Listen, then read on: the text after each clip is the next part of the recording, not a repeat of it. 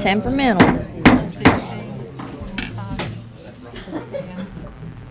If I can have your attention, we will continue our meeting from the last week. We've got a full agenda tonight. We have a total of 34 different groups. And if we're here for 3 hours, that means you got 5 minutes and 21 seconds, I think. This is the format. We're going to go from 5 to 6:30, then we'll take a 15-minute break, and then we'll come back after the break. These are in alphabetical order. If you're here for the EMS or fire tax districts, you'll definitely come on after the break. And if you're with one of the departments within the county, you'll definitely come in after the break also, because that's the last group. Cover everything, Brian? Yes, sir. If you want me to kind of tee it up. Yes. Okay. I appreciate it. Again, this is your outside agency and your service expansion request. So service expansions are either something new or different. So starting out with outside agencies, those are agencies that are either asking for additional money than they got last year, or agencies who were not funded last year who are asking for new funding. So, and then you'll get into internal departments if they're asking for additional or something new. That's why they're called service expansions, because it's new and different. But first, Chris Kirkopoulos with BATS is here tonight because there were a lot of questions, or not a lot, but there were some questions that the board had the other night about the operational side that I was not comfortable answering. So Chris is here to answer any of those questions the board may have, and then you can move right into your service expansions. Mr. Waters, I'll take you at your word. If I have 5 minutes, I'll answer the questions. We need you over by the mic as soon as Katie finishes. How's that? That's good. That's good. Who has the first question? One of the questions I raised at our meeting was concerning the possibility of working together with somebody like Hyde County, where they have a van that's coming through Delhaven. They stop there. We have one. And I know one of the drivers for Hyde County, and sometimes they only have one person on board to share. And I'm assuming that Martin County has people coming over to the medical professionals here in Beaufort County. Yes, sir. Washington. We do service coordination with both Hyde and Martin. Typically, we'll meet at or near the county line, whichever county it is, and assist them with their transportation needs, and they're occasionally able to do the same kind of courtesy for us. So that's been in place for many, many years. Thank you. Mr. Richardson. Can you identify the general statute that requires the county to give you money? The county is not required to provide funds for transportation. In fact, the county is not obligated to provide the public with transportation at all.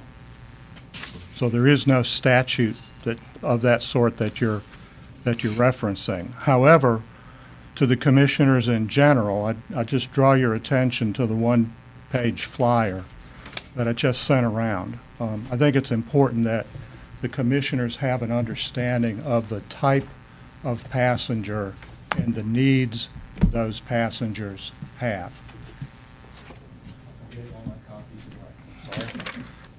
So if I could just take a couple minutes. I picked a week at random. I selected the week of May 8th, a very recent week, and it was a full business week for us. In that week, we made 92 dialysis trips for 17 different individuals. We made 10 cancer treatment trips for 4 individuals.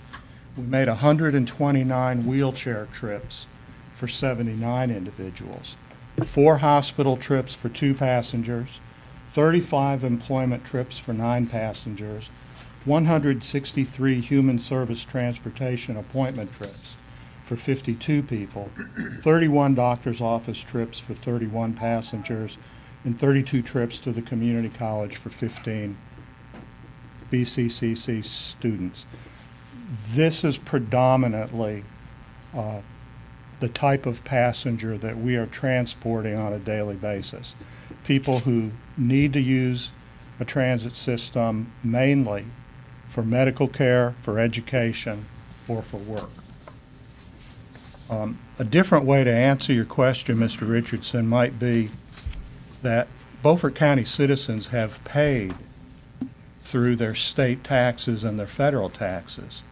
They have paid for the distribution that comes back to Beaufort County through NCDOT. And that's about $590,000 that has been paid into the system that is ultimately returned back to Beaufort County. For every $1 that the Board of Commissioners invests in the Beaufort area transit system, the county gets $4.17 back. Who pays for employment trips? If it's a rural general public passenger, the passenger is a private paying individual. If it's a voc rehabilitation trip or a mental health trip, which can be employment related, there's a mix of funds, a combination of EdTap funds, and every individual pays something out of their pocket for the transportation services. Who pays for the student trips? Students, Themselves, out of their pocket. the students themselves. What was the original intent of the legislature in, well, I'll say what I think it was, in funding this transportation, the state, and taking money from transportation funds and funding this? The original intent was to stimulate local transportation, local public transportation, and the programs, a lot of these programs have morphed into specialty uses that don't satisfy the original intent, which was to have public transportation in places that there was not public transportation. So Beaufort County has become what I call a specialty use service as opposed to a true public transportation service. Actually, it's the other way around, Mr. Richardson. In Beaufort County, the special needs system came first.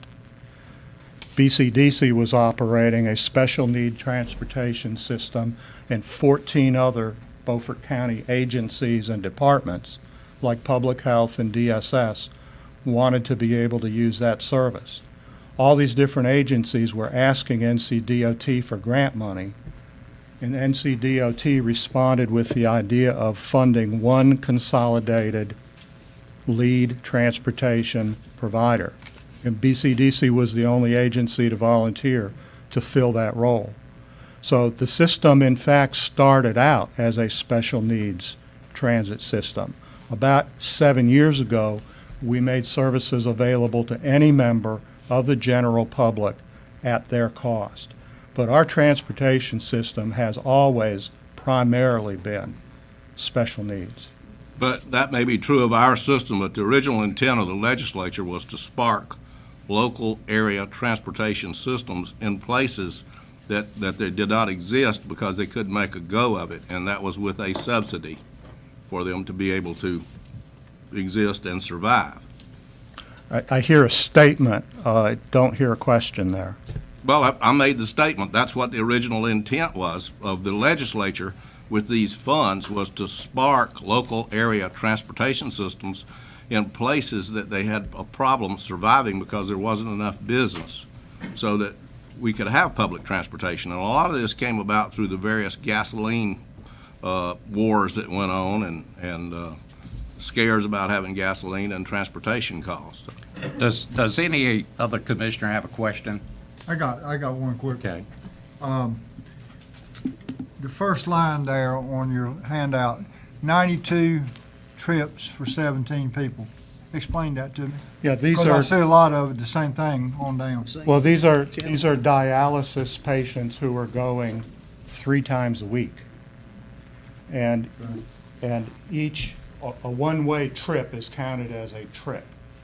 So we get them to dialysis, they spend 3 or 4 hours at the dialysis clinic getting treated, then we get them back home. The way we record the data for NCDOT is in one-way trips. So that was 92 92 one-way trips for 17 different individuals So in you that don't, week. you don't sit there and wait for them to finish? No, it? no, no. Okay. The vehicles are Explains the vehicles are in too high demand. We're dropping people off, returning to the clinic. We're actually running 3 shifts of dialysis patients per day, beginning at 3:15 in the morning. That's how heavily that service is utilized in Beaufort County. That's all I got. Well, I just appreciate what you do, because if looking at your list here, these people are using you because it's a service that they need. And if they had any other way, you wouldn't be on this list. So Well, we are grateful for what you do. For the Thank you, people of Mr. Beaufort Booth. County. We're averaging about 175 trips per day. And again, this is just a typical week. These are the types of trips and the needs that these passengers have. We'll take one more question. Commissioner Buzzio. Thank you, Mr. Chairman. Is there an alternative system to BATS? Not in Beaufort County. Recently there have been some cab services to come into business, but they're not lift-equipped vehicles. They're not equipped with hydraulic lifts to be able to pick up wheelchairs, fasten the wheelchair down inside the person in the wheelchair. We're really providing I guess what, if we were entrepreneurial, we'd be calling it a niche service. There's no other alternative for these people in Beaufort County, short of owning their own lift-equipped vehicle. Thank you. Thank you, Thank you, Chris. Mr. Chairman. And Chip, Thank you so much. Thank you. you're excused, and that gives us 2 more chairs there. Somebody wants to sit. Putting them out there. Okay, we're down to the first one, and these are alphabetically. Agape.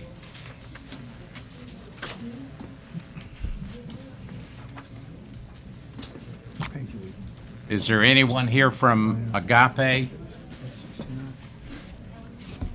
Diane, will you step out there and make sure nobody's here from Agape? Is there anyone here from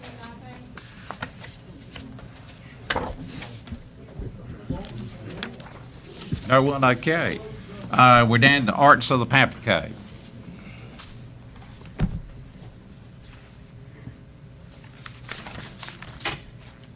Do you mind asking? I will. Arts on the Pamlico. Next. Okay, the Aurora Fossil Museum. Yeah, yeah. We're going to give you an extra minute. An extra minute? All right, Give another hand. let's see. If you will, introduce yourself. Yes, my name is Cynthia Crane. I'm the director of the Aurora Fossil Museum, and I thank you for inviting me to talk about some of the funding that I have requested. And I have a PowerPoint presentation.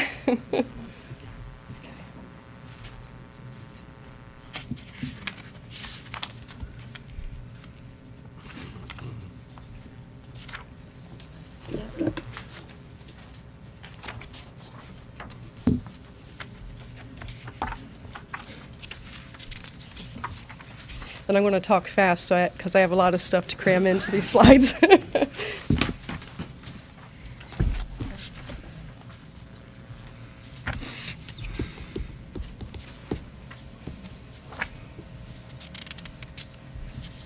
Just real quick while she's keying up, last year you funded them $2,000. This year they're asking for 40, so there's an expansion of $38,000. Gotcha.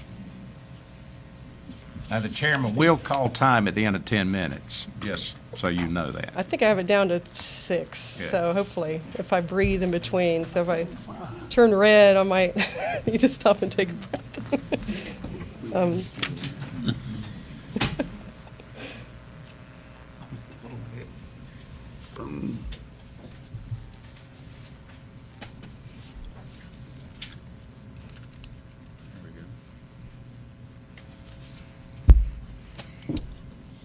So how many have been to the Aurora Fossil Museum? Raise your hand. All right, thank you. It's a good trip. Yes. Take your it's a fun grandchildren if trip. you haven't been. We just finished the Fossil Festival on Saturday, so I still need to get my rest caught up. But it was a fantastic day.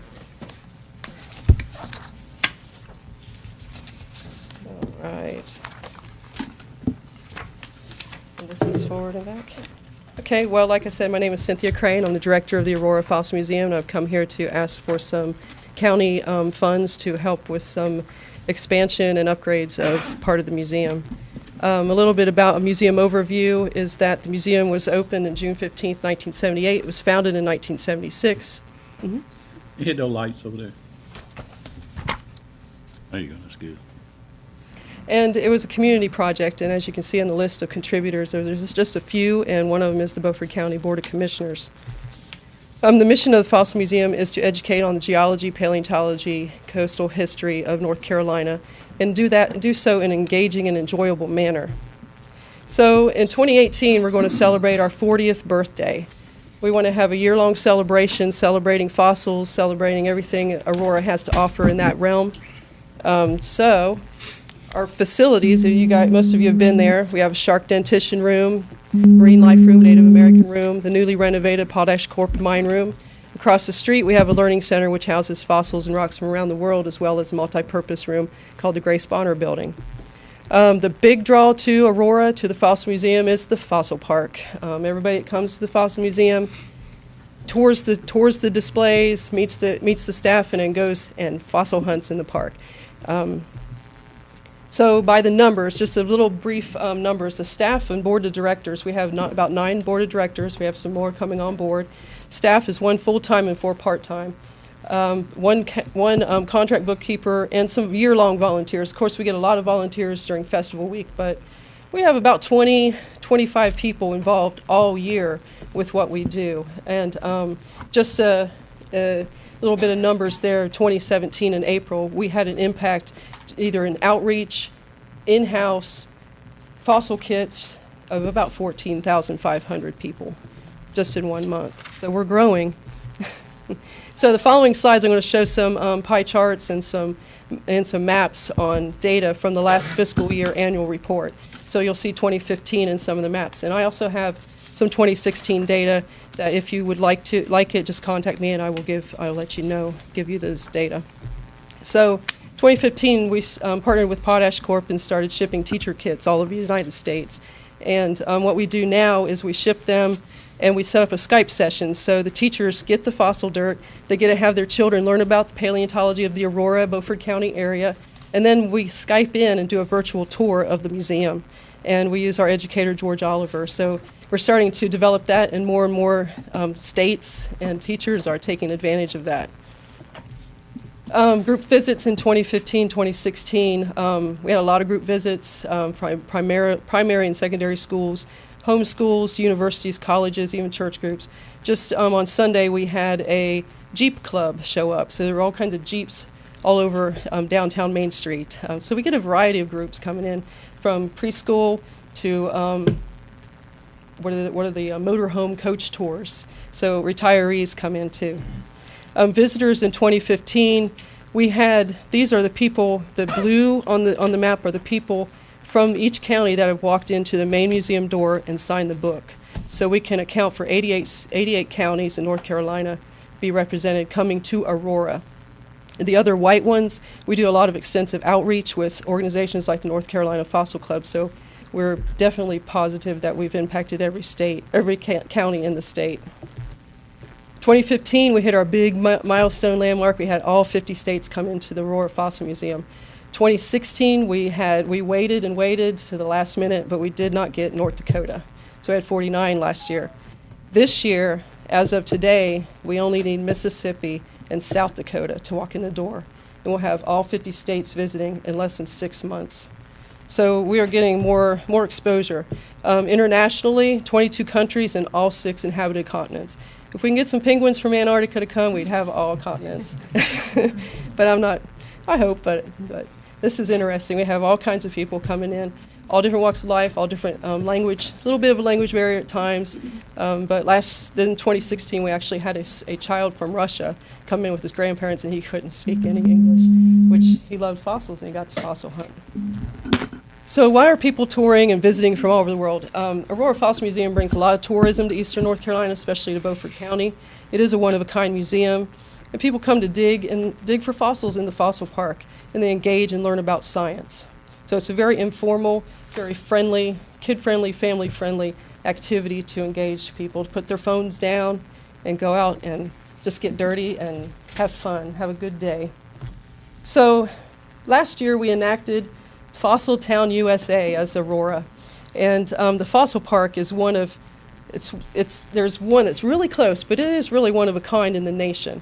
There's one in the upper part of Michigan, as you can see in that little pink-orange dot, that a mine brings out fossil material in slate for people to hunt for fossils. But it's only open, it's closed with the weather, November through March. So Aurora is really the only fossil park that's open 365, 7 days a week from dawn till dusk.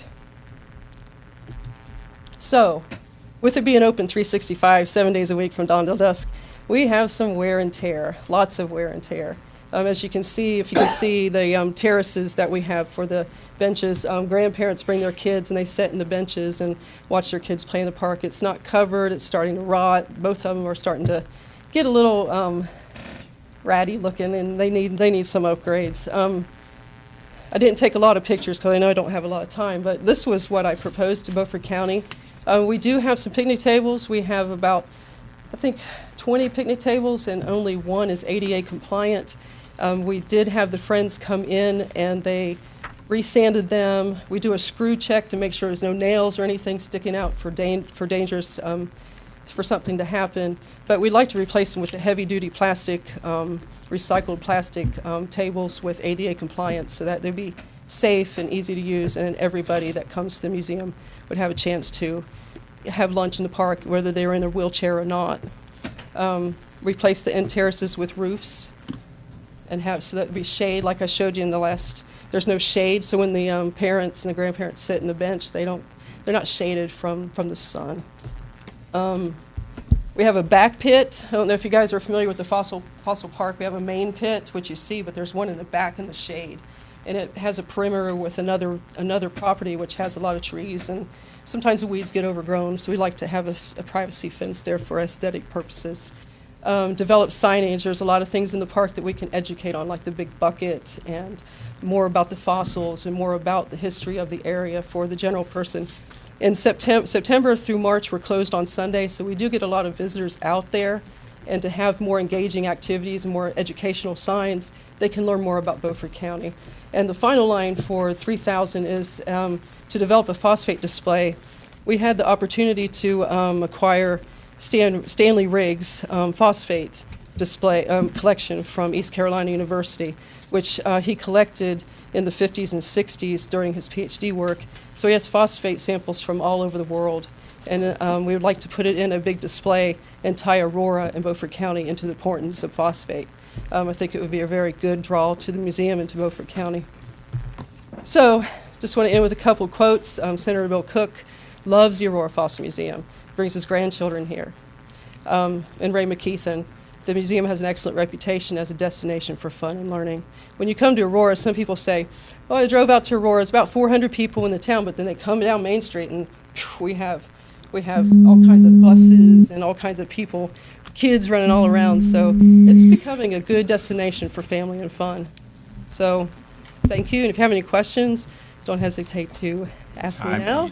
Your time is up, so we're gonna Bam! There you go. Thank you. If you want to allow time for questions, you need to keep it a little bit shorter. So, okay, next is Beaufort County Pals. And this is a new funding request. You have not funded them before.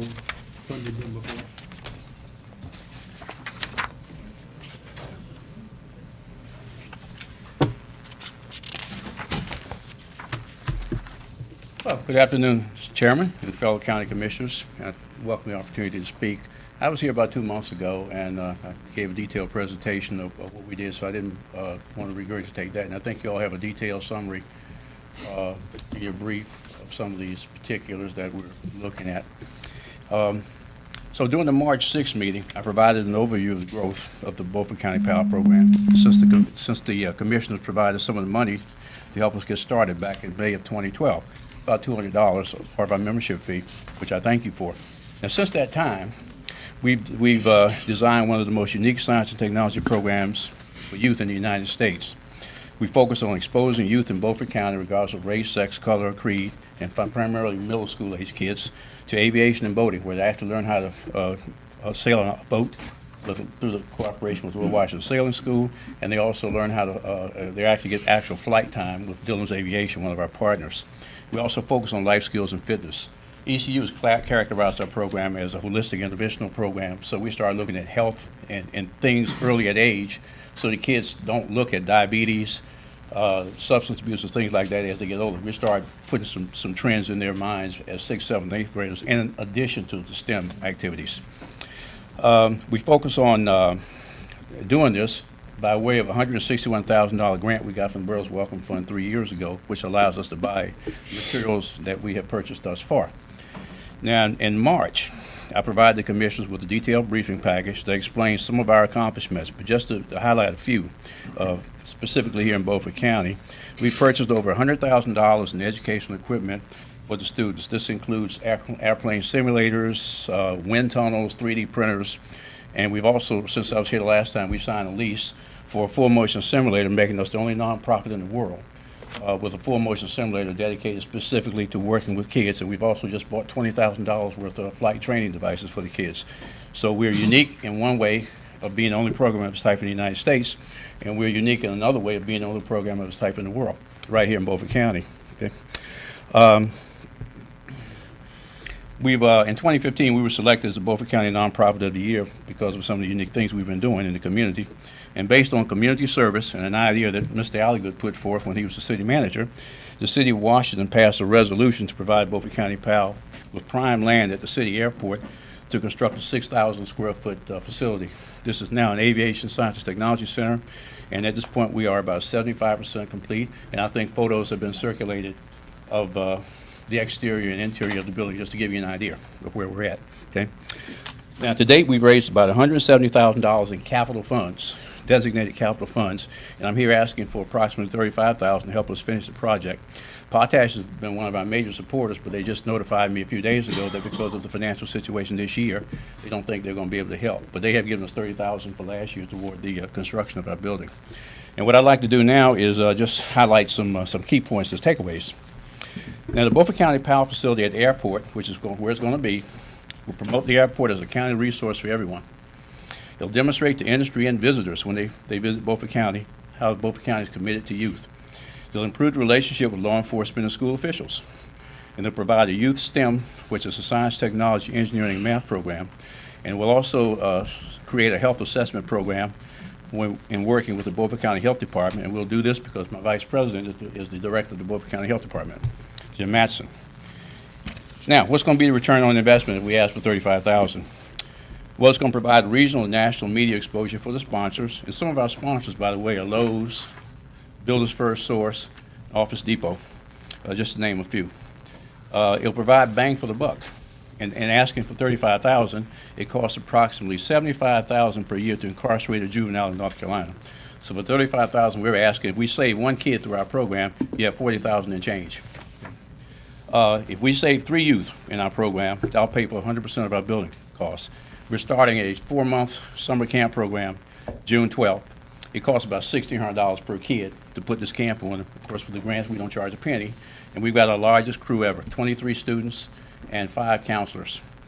And then our program also allows law enforcement to reallocate resources from juvenile crimes to other areas, which is critical in this time of money.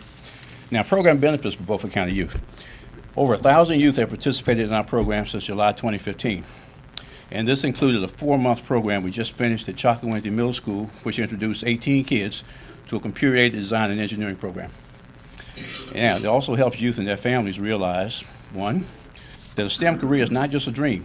They can qualify with the proper preparation, and we show them how.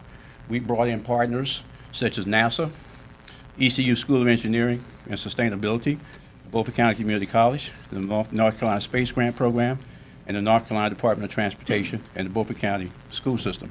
We're actually listed on the North Carolina Department of Transportation as one of only 4 or 5 facilities in the state that offers aviation exposure to kids. So we're ranked right up there with educational institutions and full-fledged flight schools in the way we're set up.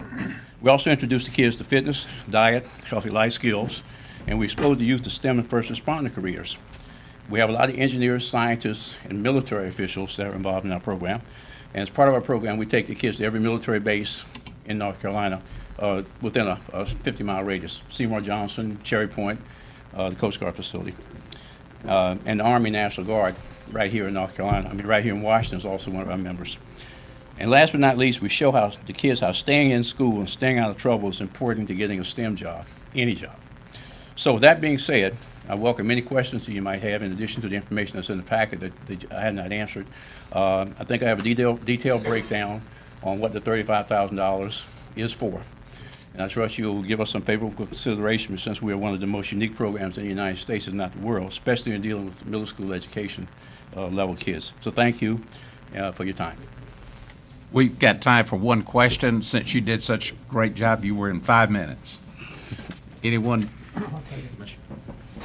Thank you, Mr. Chairman. I actually have two questions. I'll break one question, I'll break it into two parts. You talk up all your time. What's the age group of the children, and then what about the income level? Okay. I'm glad you asked that. Dr. Phipps is one of our board members, and when we started this program, we decided that the best bang for the buck, age-wise, would be to focus on 6th, 7th, and 8th grade kids, because this is the time before they go to high school, before they formulate bad life skills and decision-making process, and they learn how to get their self-confidence, which is critical and going the wrong way. We work with underrepresented kids, regardless of race, sex, color, or creed. Probably 80% of our kids are what you might consider low income based on statistical poverty level. But we also feel that it's important to mix kids regardless of their race or income level, so that kids will learn how to interact with each other and learn the true meaning of diversity. Thank you. Mm-hmm. Thank you, Mr. Chairman. Thank you, Al. Okay, thank you. Next, the Belhaven Chamber of Commerce. I'm sorry. Arts and the panel are here if you want to back up, but that's up to you. I can make some answers, right? I had little kids pulling on me over there, I'm good.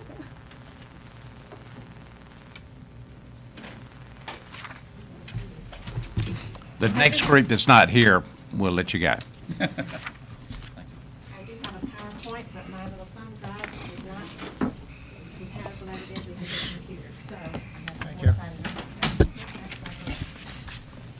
So last year you funded at $1,000. There's a request this year for 10, so there's a $9,000 expansion. Since we're so short on time, I'm going to cut to the chase. Y'all all know where Belhaven is, and you know the northeastern part of quadrant of Beaufort County, which is exactly what the Belhaven Community Chamber of Commerce serves. You know what our assets are: live wildlife, beautiful water, boating, tourism, history. Most of you probably don't realize, but our history in that part of the county, in Beaufort County, extends before the Lost Colony, something we should promote. We have started a campaign, a marketing campaign last August called Belhaven, the Boat Stop Here. That is the logo on the front of the handout. What I'm here for is to ask for marketing money. We have one part-time employee, and the rest of us are very dedicated volunteers. We are very fortunate to have volunteers from all over the country, not just locals who were born here, but people who have decided to make Belhaven or the northeastern part of Beaufort County their home. And they come with talents and skill sets that were not here. They have joined in, they volunteer, and we are growing. Our numbers are growing from the previous years. Nothing breeds success like success. And so people are joining, they're noticing us. What we would like to do is venture out. We want to get the name of Beaufort County and the Belhaven community, which serves Belhaven, Bath, Pantego, and Pinetown. The people who are members of the Belhaven Community Chamber of Commerce come from all of those, as well as outside the area and outside the state that support us. Our marketing campaign is we're going to target metropolitan areas that are within a 2 to 3 hour drive time. For a metropolitan area to be on a 2 to 3 hour drive, which is straight, nonstop, no stoplights, no gridlock, anything, that's just heaven to them. For us, you wait at a stop sign and 5 cars go by as rush hour traffic, and they think that's just wonderful. And so we're marketing to those areas like Raleigh, Durham, Greensboro, Richmond, Virginia, just to mention a few. Weekend vacationers, retirees who not only come to visit multiple times, but they'll also come and they will move here. They will bring their money. They will buy real estate. They'll start businesses, but most of all, they'll spend, which improves the tax base. Boating and fishing and wildlife enthusiasts, we get galore. Part of our positioning is the intercoastal, which is a must stop. Now that the Manor Marina is open, we are getting so many more visitors. The Belhaven Waterway Marina is now owned by someone else, and their business is growing. Special events, we have Pirates on the Pungo in May, the July 4th celebration, and the Intercoastal Waterway celebration, all bring in crowds from all over and bring in money they spend and increase the tax base. What we are going to do with this money for the marketing is we want to focus on trade shows. Trade shows are a wonderful way to get a word out. They aren't tourism trade shows, they are boat shows and home shows where people come and they're looking at the boats and they're looking at the outdoor grills and the jacuzzis and all of that, but they also travel. And for example, we went to a Raleigh show the end of February or middle of February, and people were interested in the area because it was so close. They could come for the weekend. They could even come for the day. And it was a pleasant drive for them. It wasn't that far away. And they wanted, and so many people in the Triangle area, for example, are from someplace else. And they want to know, they want to explore North Carolina and everything around it. They don't want to stay in the Triangle. And the water brings people from all over. That's what it really attracts, the water and the wildlife. With that, it's not only the trade shows, but we'll also expand our focus on rack cards. Rack cards are those things when you go someplace and you pick up all the information about Williamsburg and this and that and the other. Those are rack cards. And we send them to welcome centers, chambers of commerce, visitor centers, metropolitan areas, airports, ferries, etc. And follow up by direct mail to persons signing up on these trade shows.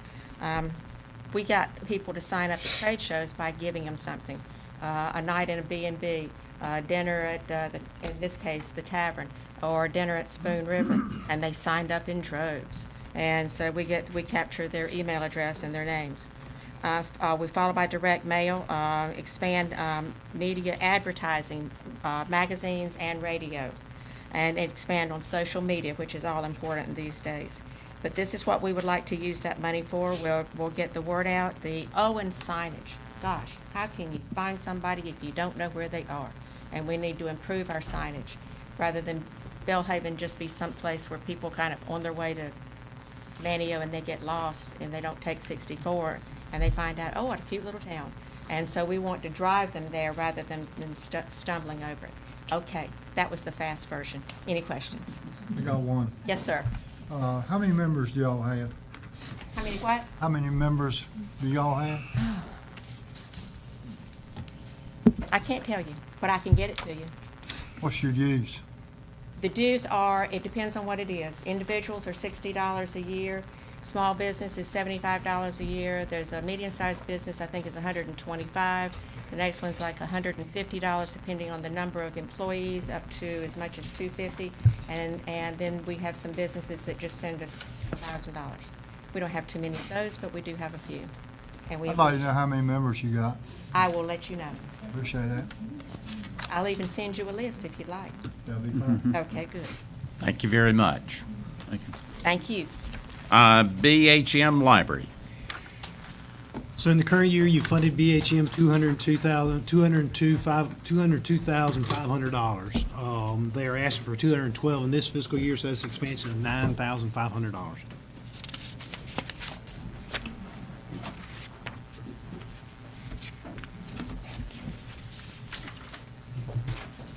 There's two more chairs right up here at the front. I hate to see you guys stand up back there. Hi, my name is Hannah Easley, and I'm the director of the Beaufort Hyde Martin Regional Library. First of all, I'd like to thank you all for your continued support of the library and for your time this evening. What I'd like to do is talk a little bit about our new strategic plan and how that relates to some of our projects for next year and our service expansion requests for next year.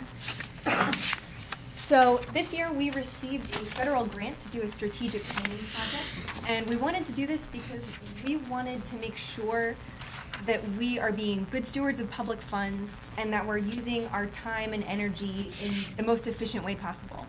Basically, we want to make sure that what we're doing is what the community wants us to be doing, because libraries do a lot, and there are a lot of different ways we could go. So what we did was we did community surveys. Our consultant interviewed community members, and ultimately we had a community steering committee that came together and talked about what they saw as the most pressing issues facing their community. And what came out of that conversation were three main things: education, particularly early childhood education, internet access, and economic development and growth. So we felt that the library could meet these needs. And we came up with these focus areas that all of our efforts in the next 5 years are going to be directed towards.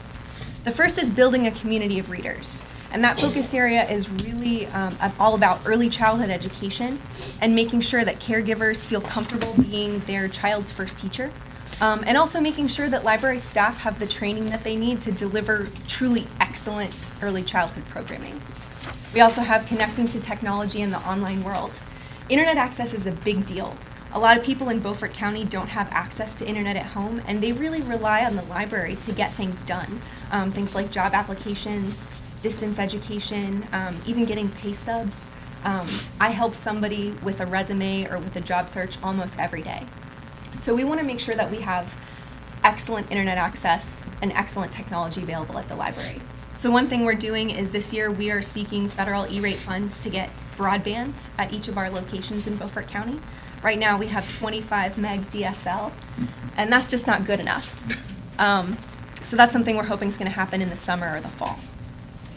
Our third focus area is fostering learning and exploration. This area is really focused on students. Like I said, we serve a lot of homeschoolers, we serve a lot of distance education students, and one service we are going to be offering this year is test proctoring. By the end of the year, we're going to make sure that all of our libraries are registered proctoring sites so that you can come and get a test proctored free of charge. And that's something that's really valuable for our students so they don't have to drive. You know, if you live in Aurora, you don't have to drive 45 minutes to get a test proctored. Next, we have promoting the joy of reading. And this one was really important to a lot of our staff and a lot of our patrons. It sounds a little bit squishier than some of the others, like early childhood education, but reading for pleasure is really important. I know a lot of communities in Beaufort County have the goal of becoming retirement destinations. And one of the things that retirees look for when selecting a community is a public library. So that's something that we feel really offers something to Beaufort County. Finally, creating community connections. We wanted to capture that the library is an information hub. We are the welcome center for a lot of new residents and for a lot of visitors, particularly boaters in Bath and Belhaven. And also, we wanted to capture helping small businesses with this one. One project we're going to be doing in Belhaven this year is working with businesses to optimize their online search results. So making sure that when you Google somebody, your marker shows up at the right point on the map, making sure that your hours are correct, because increasingly people look online for services like that. I'm only going to talk about one new project for the sake of time, but it's my favorite. So this year we're doing a project called NESS, Network to Enhance Student Access.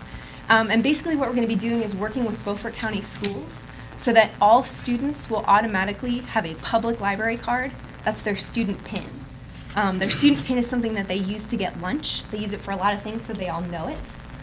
Parents will be able to opt out of this service if they don't want their children to receive it. but students will be automatically enrolled, so they will automatically get a public library card. That means they'll be able to access all of our online resources, including NC Kids, which is a collection of over 500,000 books for children pre-K through 5th grade. And they're also going to be able to check out up to 10 books in each library location with absolutely no fines or late fees. That's really important because late fees can be a big barrier to families in using library services. So on to our budget request. We're requesting $4,000 to increase our children's book budget. Right now, each of our branches has $1,000 to spend on children's books. That's books for pre-K, actually infants through teenagers. And we apply for grants. We know how to stretch a dollar, but ultimately that doesn't buy a lot of books. So especially with this NEST project, with more students coming in, we want to make sure that we have quality resources to offer them when they come into the library. The second budget request is $5,500 to support rent for the Bath Community Library. Bath is the site of the oldest public library in North Carolina, and the community members there are very committed to their library. They raised the funds to build a new library location, all on their own, several years ago, with no support from the county or the town. And they have a very active Friends of the Library group that supports that library. Currently, the Friends of the Library is paying for rent and utilities. The town of Bath contributes a small amount towards rent, but the majority of that is being paid by a nonprofit organization. This is actually pretty unusual for public libraries, for operational expenses to be funded by a nonprofit in that way. And that's because it's not the most stable source of funding. We appreciate everything that our friends do, and they do an excellent job of raising money. But typically, fundraising like that tends to be cyclical. It waxes and wanes. And so, you know, with things like rent and utilities, we want that to be stable in the future. So we are asking the county to support that $5,500 for rent. We are asking the town of Bath to increase their contribution to cover all of the utilities for that library.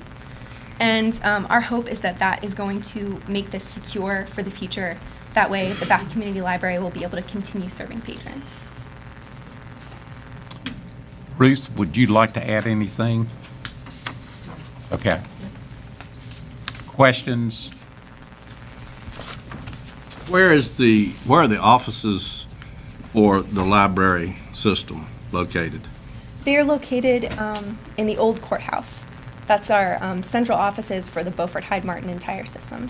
Includes Martin County? There are no executive offices in Martin County? No, sir, that's part of the cost saving of having a regional library system. We just have one. So it's in Washington, it's in Beaufort County? It is. The office for all of this. How many employees do you have? We have 34 employees total.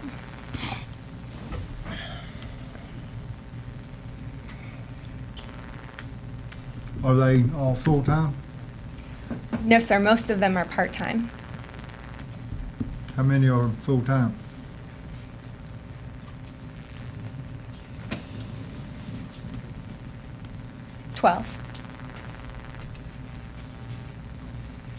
And one of those is paid for by the town of Robertsonville.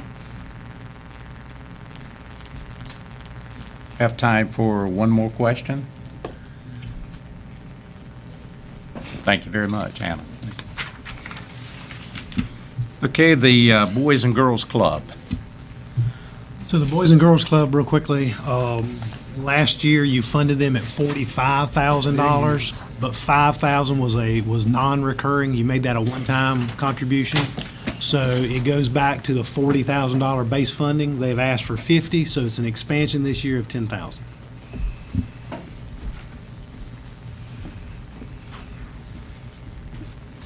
How y'all doing today? All right, how you doing? Fine. I want to first of all thank you all on behalf of the Boys and Girls Clubs of Coastal Plains for your continued support of our kids here in Beaufort County. As you're aware, we have a unit here in Washington right on Bridge Street. We also have a unit in Belhaven. And every year we always continue to look forward to serving our kids and impacting them in our three priority outcome areas of academic success, good character and citizenship, and healthy lifestyles. Just some results from 2016, just to make you aware. Last year we served over 250 kids in our 2 locations. This year we're looking to increase our average daily attendance and our total membership by 40%. We'll be doing some renovations over at the location here in Washington thanks to a grant that we got from Lowe's Home Improvement for $50,000. So they'll allow us to serve more kids. And in our Belhaven location, we're looking to work with Northeast Elementary School to potentially relocate that club into the school, which allows us to serve kids not only in Belhaven, but also in some more of the county areas. So we're still in some discussions with the school there to hopefully be able to increase our numbers there. Last year, we were able to continue to feed our kids dinners every night. We got a new partnership with K&W Cafeterias out of Greenville and also the one in Goldsboro, where they actually deliver hot meals to all of our kids every day after school and also a healthy snack. And so that's been a great opportunity for our young people and also the families that we serve.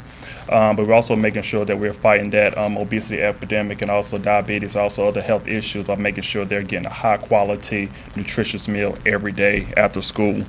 84% of our young people had a C average or higher in their report cards. Understand we're serving some of the most neediest kids in our community. So almost 85% of our kids haven't been able to achieve in academics is saying a lot about a program that we have, but also giving those opportunities for those kids to have help with their homework each day, access to technology, and giving that support and self-esteem that they need to do well in school.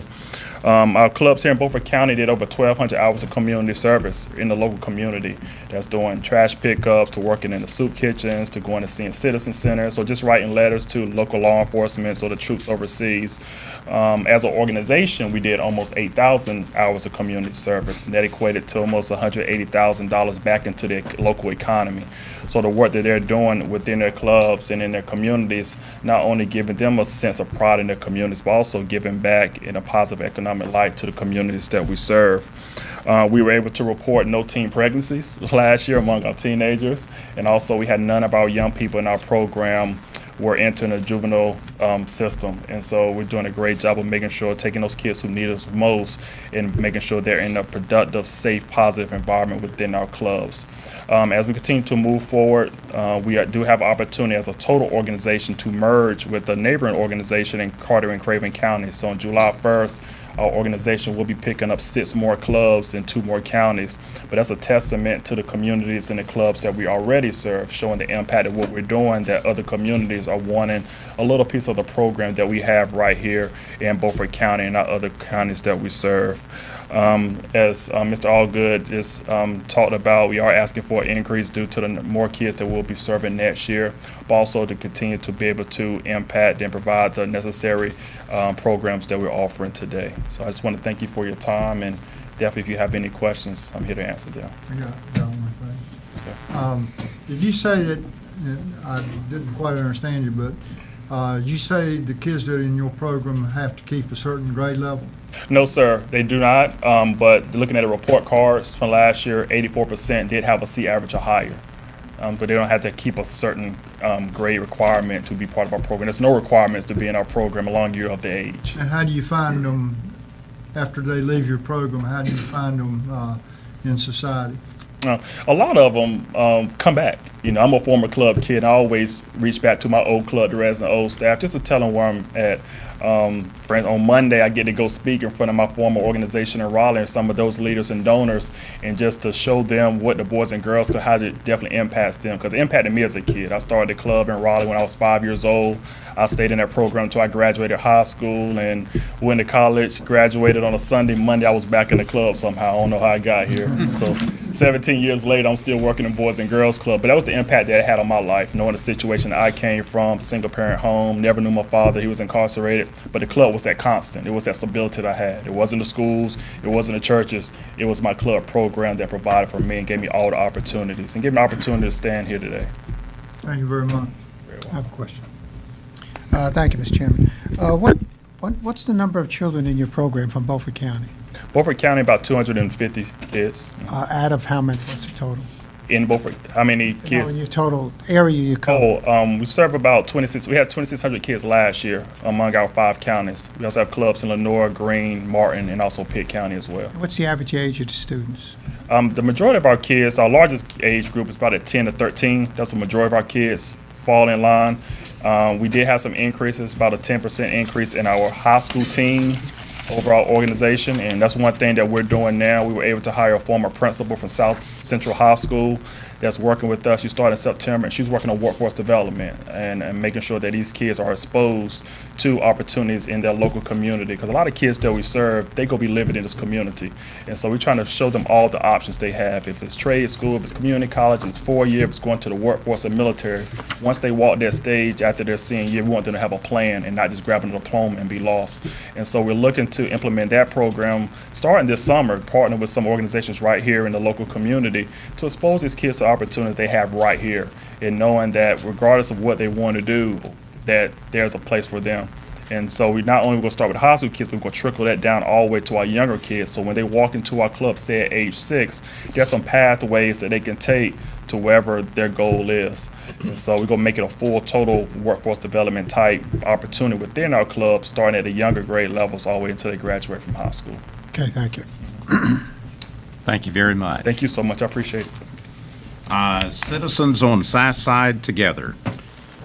So last year you funded them at $2,000. This year they've asked for $3,000, so it's a $1,000 increase. Yes, my name is Charles Cannon. I am the Executive Director of Citizens on South Side Together. I'm here today. We actually got started in '06, and the reason we got started because in our area a drug deal went bad and was shooting in the area, and the victim ended up in my mother-in-law's house. So we said something need to be done about this situation in the area. So along with the local churches and the local law enforcement, we just had meetings every week until we got something done about this thing. We had the law enforcement patrolling the area more, and people who was on watch more, for community watch, watching out for one another. And then after a while, we said, working our local churches, we said we need a place of our own. So God will bless us to get some land donated from us. Now we're located 3 miles east of Blunt's Creek on Highway 33, 17501. We have a 3.5 acre lot with a modular home, a fencing area, and playground equipment for all the kids. So we're here today to ask the county commission for their continued support, as they have supported us in the past, to help make this community park keep it on going. And we also want to thank the county commission for the job they had done in the past and help us purchase playground equipment and to expand our basketball goal. And even also to help do our summer camp for children. Because we have served over 130 children this past year to help them with the school grades. And we do tutoring a lot of time with the kids, and we have found out doing our tutoring that we see the children report cards, and report cards have much better. And our goal is to continue to provide a safe place for our children, so we are requesting $3,000 to improve our community park. We would like to expand our shelter and upgrade our playground equipment. We've seen so much increase in our numbers of families using the park, of which this is why we're asking for needed to our expansion. We have over 6 to 7 more families using the park more now than ever. And we do hope that you find in your heart and in your budget to continue to support us. Thank you for being able to present this presentation before you, and have a good evening. Questions? Yeah. What age Mr. Evans? group do you have out there? From 4 to about 10. And do you have, where do you get your support from? What families, or who's out there with these? Well, the community, we got community people out here with us, and some retired school teachers. They help us out and everything. How many kids you think you normally have? No. For an evening program, we have about from 10 to 12 children in the afternoon. And in some of their camp, we have something like 15 or 20 during summertime. Other questions? Thank you very much, Charles. City of Washington. So in recreational funding last year, you funded the city $20,000. They have requested $580,554, which is an increase of $560,554. Good evening, Matt Rauschenbach, City of Washington. Mayor Matt Hodges has joined me. I'm going to quickly go over some financial highlights of the 4 areas that we're going to have requested additional. And lastly, new funding in those areas are Parks and Recreation Facilities, the Brown Library, Senior Center, and the Aquatic Center. So that's first one on the request is for parks and recreation facilities. That's for the various parks around the city, as well as the sports fields that are available for our youth. Those facilities cost a little bit over $1.1 million to operate, net of the revenues and fees that we receive each year. It's right at $1,075,000. The level of participation, if you take a look at area of residency, about 54% of the individuals that utilize those facilities live outside the city. So that is the basis for the request from the city to the county for a total of $580,000, which is an additional $560,000 from the current year's funding of $20,000. The next area is the Brown Library that operates. The total cost to operate the Brown Library each year is $445,000. After the revenue and other some small state grants and fees from fines and participation in the library, our net cost there is about $415,000. The participation as far as patrons in the library is a little bit higher than it was in recreation. It's actually 67% of the patrons are outside the city and the county. So the funding request for that operation is based on that level of participation is $281,000. That's an increase of $273,000. There's $7,800 that is exchanged between the two library systems each year. The third area that I mentioned would like to speak about tonight is the Senior Center. The Senior Center operates at an annual cost of about $276,000 after some state grants that we have, and also the fees that are received by the Senior Center. Our net cost is about $237,000 a year. 55% of the participants in the Senior Center are outside the city or county residents. And our request there is for $130,000, which represents that level of participation, which is an increase of $110,000 over the $20,000 that you provided for the city this year. And let me thank you for your provision for that. That was a new contribution this past year, and we appreciate that. Lastly is the Aquatic Center that operates for our citizens, both city and county. The total cost of operations is $484,000 a year. That after the revenue that we collect from operating that for fees is the net cost is $385,000 a year. The level of participation is about the same as it was in recreation. About 55% of county residents participate in the pool, and based on that, we are requesting $212,000, and that's a completely brand new request for this year. So. I'll go through the same thing he did. I was just gonna make comments on, the recreation facilities. We have 1,500 or so kids playing soccer, football, basketball, softball, baseball, toilet, all those items. And it's expensive keeping up that park. 9 baseball fields, 4 soccer fields. They cut them in half and play with them, with the small kids out there, but you can't even park out there. My granddaughter plays soccer, and you go out there, and I think they're expanding the parking lot now because it's such a well-used facility. And then the Senior Center I'm proud of the senior. I think that's one of the better things in Beaufort County, to tell you the truth.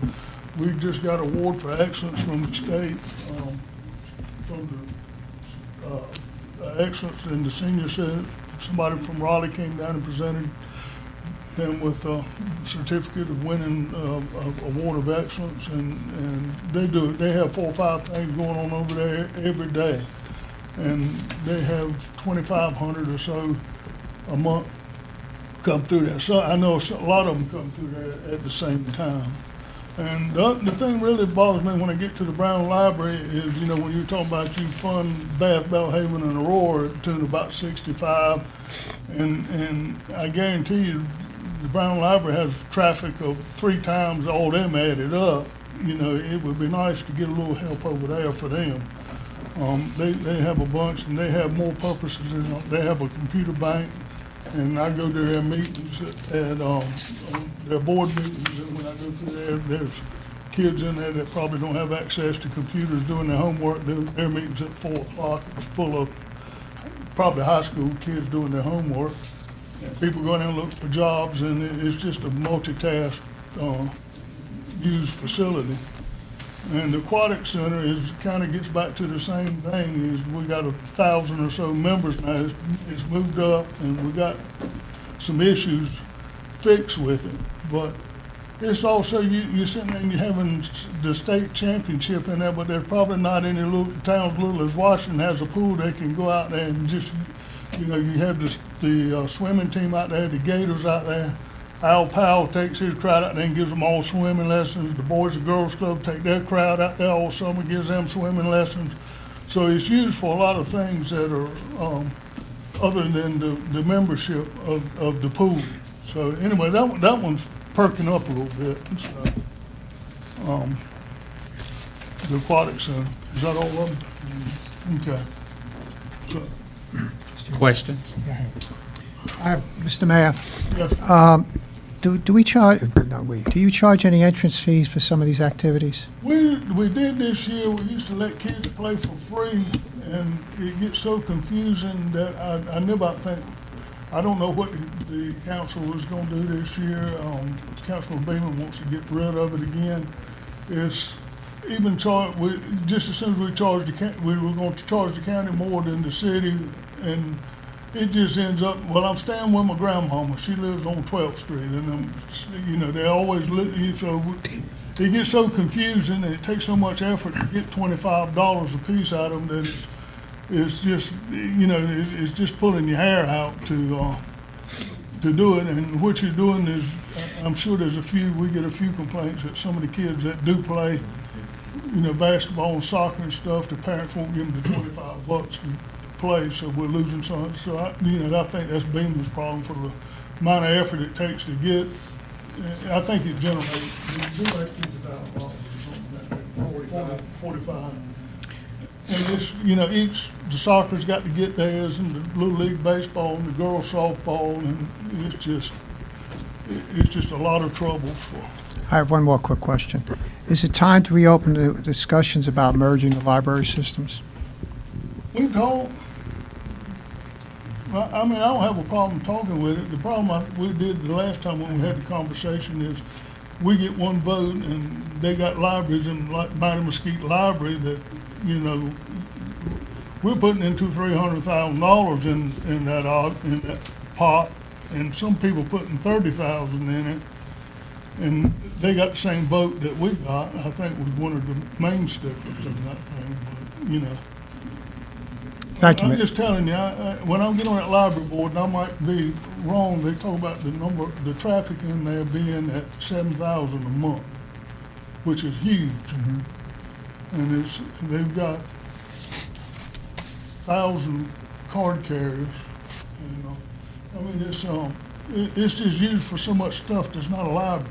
They have board meetings, they have people in the archives, it's just a well-used facility. Anytime you go in there, there'll be 20, 30, 20 people in there doing something. Thank you, Mr. Mayor. Yes. Thank you, Mr. Chairman. I've got one question. I asked this last year, and I don't know if it's changed or not.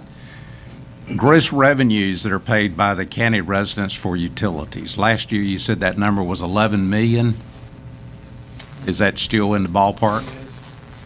Do county residents pay a higher rate than the city residents for utilities? 5%? Thank you. Frankly, I think we did that. So you can't annex anybody anymore, and I can tell you that the Washington Chrysler Dodge Jeep Ram asked to be annexed into the city, and I'm sitting there thinking that with all the lights they got on, it might be, you know, with garbage pickup and other things they get with being in the city, so did West Park and the car dealer across there. I mean, that's the way you have to annex something now. You got to have something hanging out there to entice them. You know, the old days of just going and getting some, you know, that's gone. Anybody else? Thank you, guys. Eagles Wings. So Eagles Wings this year, you funded at $2,000. They've asked for $5,000, so this is a request for an additional $3,000.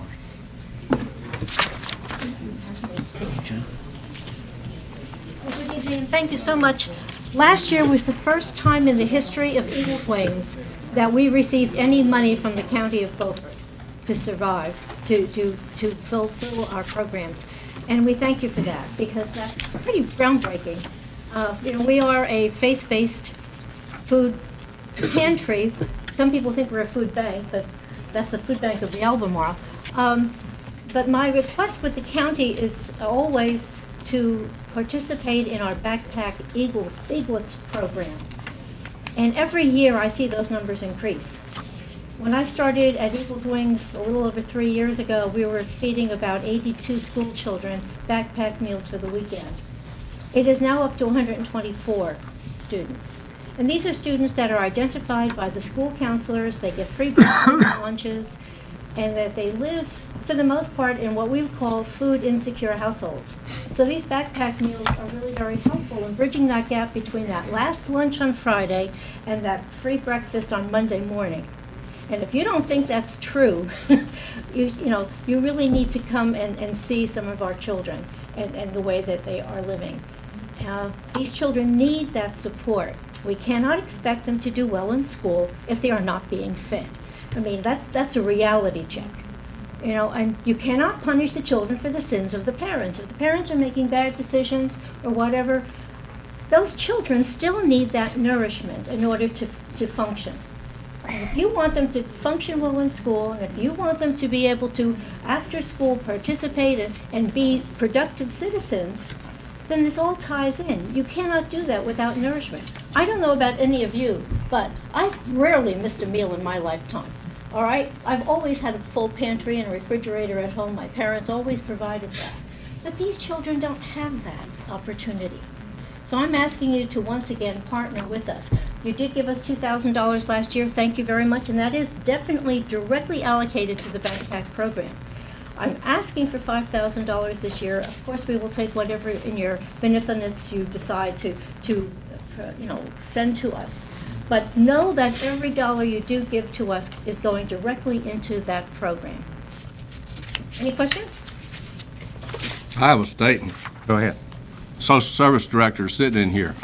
I think the Social Services Department has 120 leads for parents that should be investigated and hauled in front of a judge so they take care of their children. That's beyond my area of being able to do. I am not going to dispute that. I've told my clients this, and I'll share this with you, because it's none of your personal business, but it's my personal business, and I'm willing to share it with you. I was the product of a teenage romance, okay? A 16-year-old girl and an 18-year-old boy.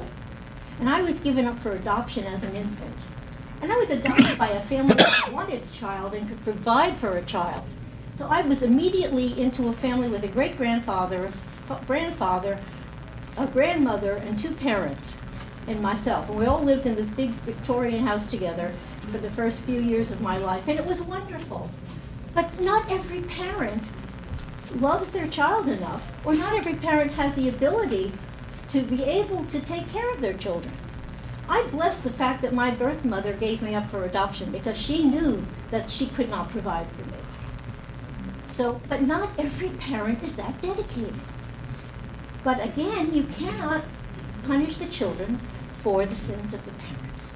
So true. Any other questions? No question, just comment. Yeah, we got, our Rotary Club got involved with Backpack for Pals, and Dr. Phipps come up and told us they need, I mean, it'll make you cry. And so it's a situation we got to take care of in Beaufort County. And And the latest we child really report. appreciate what you do and Thank you. local folks do. The county is so supportive. The citizens of Beaufort County, the businesses in Beaufort County, the churches in Beaufort County are what has kept our doors open for 28 years. We don't get federal or state money. And like I said, last year was the first time we got county money. But with the increase in the number of children that need this assistance, this program all by itself is, I mean, if everything else were to close in Eagles Wings, I would still want to push this program with anything that we had to be able to feed the children. Thank you very much. The Food Bank of the Albemarle. So this is a request for $2,500. This is a new funding request. They were not funded by the county last year.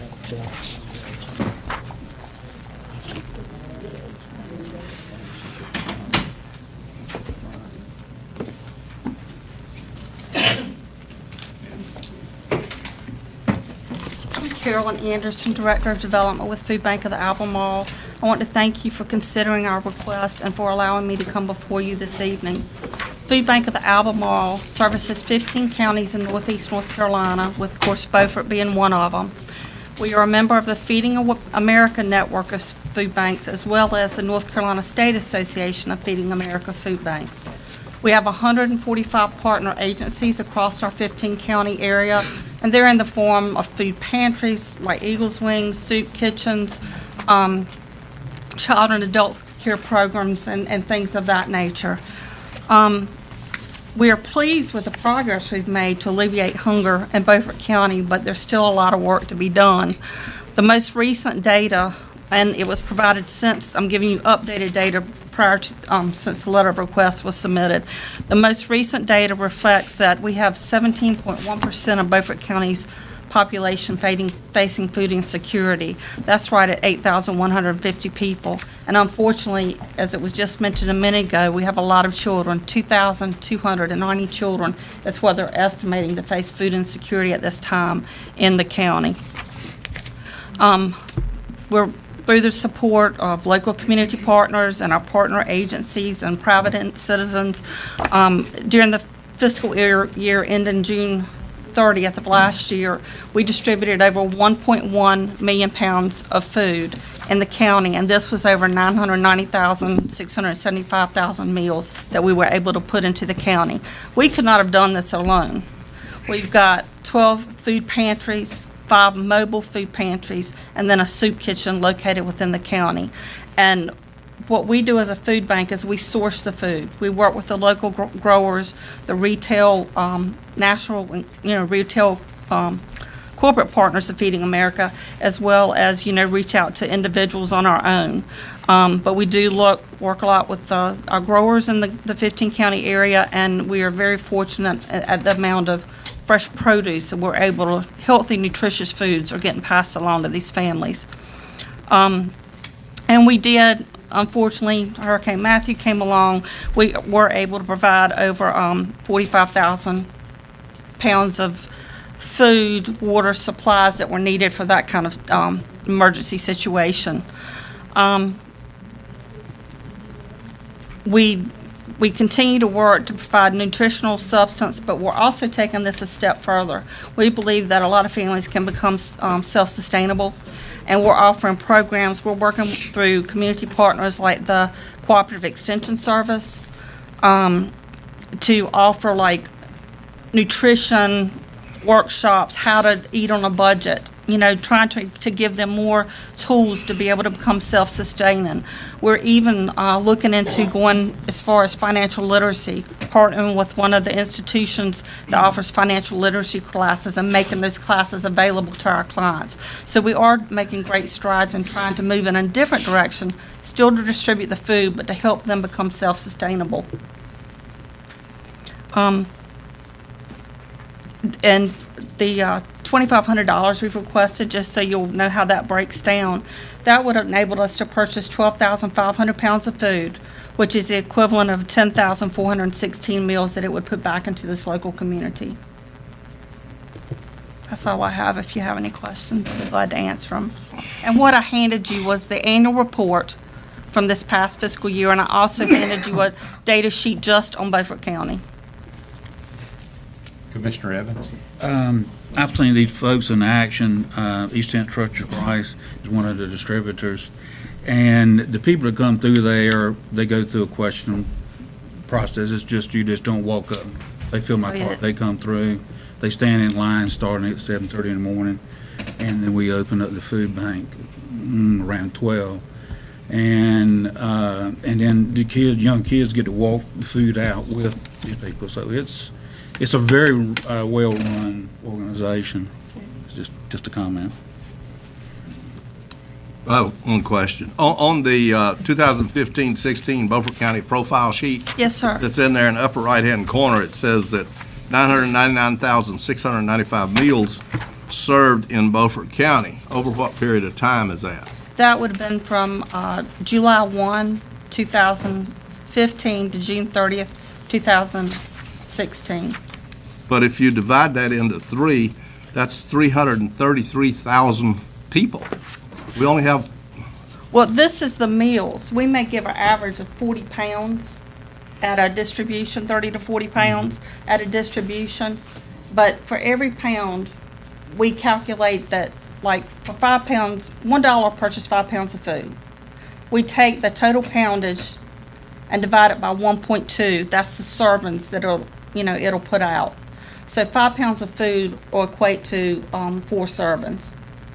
But, 333,327 days of feeding people in Beaufort County, and there's 47,000 people in Beaufort County, that will go like 8 times. We're feeding everybody in Beaufort County 8 days. That's the equivalent. It goes throughout the year. We cover a 12-month period, but they're only allowed to come 1 time a month. And they can't pantry hop, if you will. Well, I understand, but it's astounding at the number of people that are being fed. Because even if you whack this down from 47,000 to 5,000 people, say, then that's 80 days. You're feeding 5,000 people, 80 days full, 3 meals a day for 80 days. You would think that there would be people in rags starving to death in the street.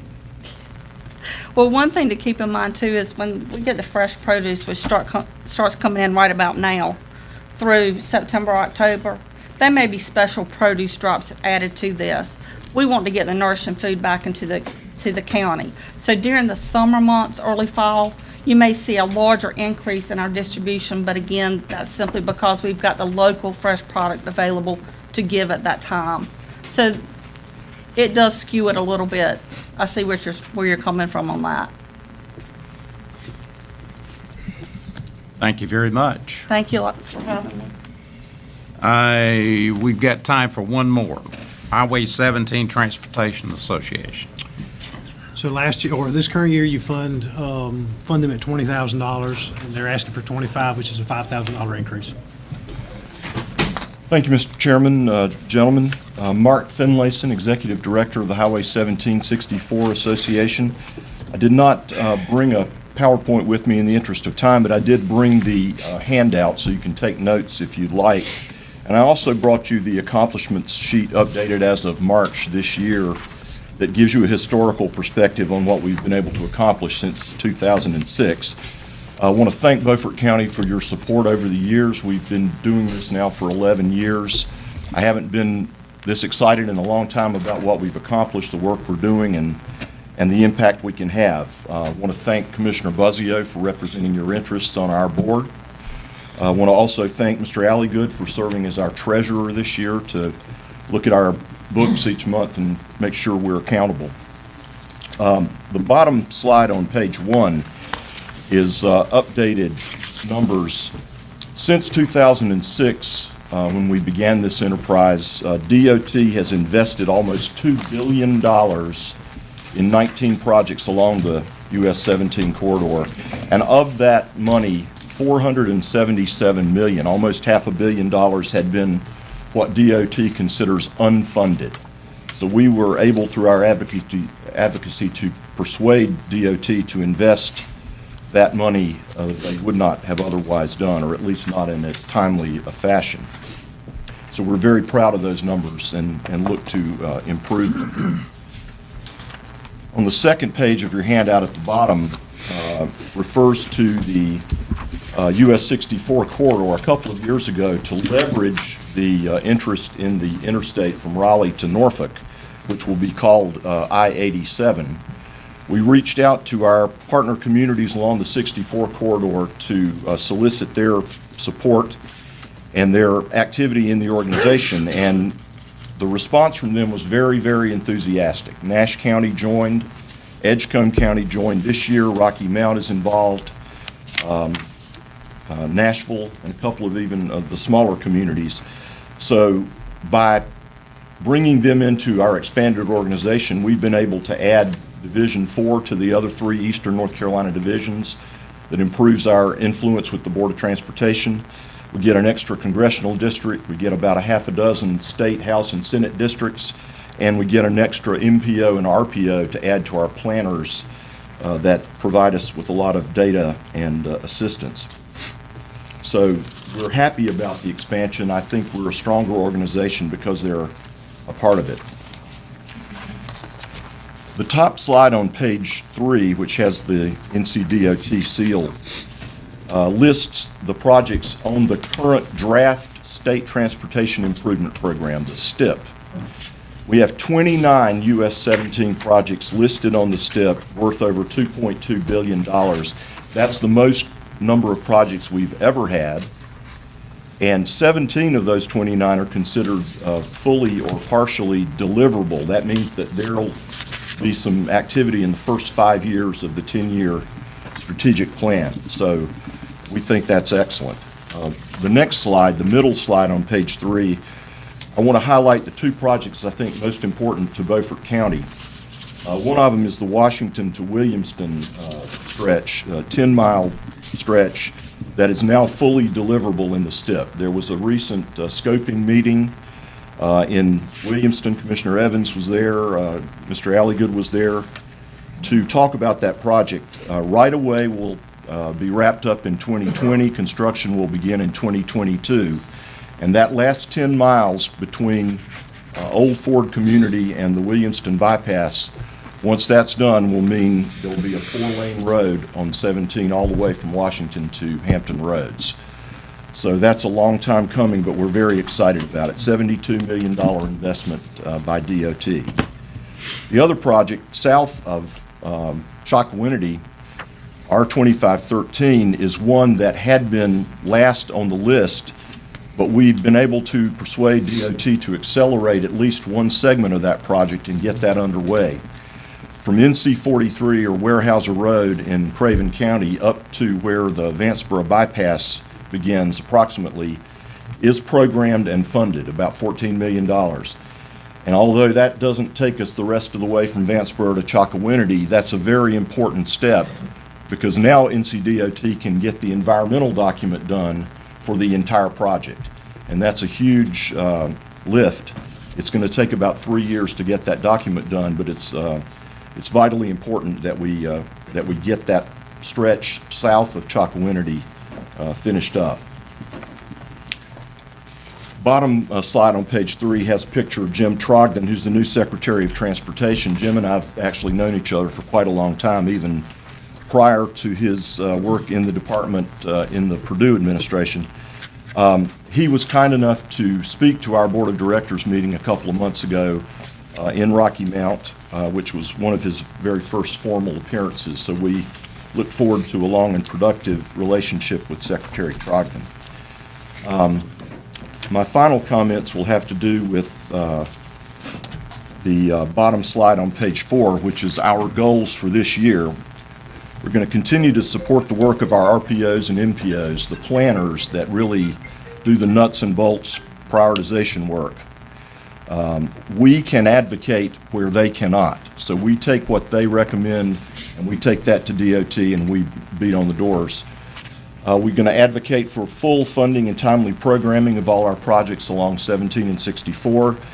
We're going to work with the DOT and the General Assembly to improve the Strategic Transportation Investments Law, STI, which has not been a friend to rural North Carolina since it was enacted in 2013. We think there are ways we can improve it. We've been talking to the legislature and the DOT leadership about that. And we're going to seek long-term sustainable funding for all transportation, especially rural eastern North Carolina transportation. We've accomplished a lot. We still have a lot to do, but I've never been more enthusiastic about where we stand. And again, I want to thank Beaufort County, and I'll be happy to take questions if you have any. I got it. Commissioner Brand. This list right here of things that we're going to accomplish, when is this going to start? Especially the Washington to Williamson project, $42 million. That's $72 million. That's going to begin in 2020. The right-of-way will be wrapped up. The utilities moved by 2020. Construction start thereafter. I think we'll actually be able to move that up a year or two, but it's going to be sooner than later, and it's considered deliverable because it's in the next 5 years of the 10-year plan. Okay, thank you. Any other questions? Okay, thank you very much. We're Thanks, Mom. at 6:32, so we're going to take a 15-minute break or less, and we'll be right back.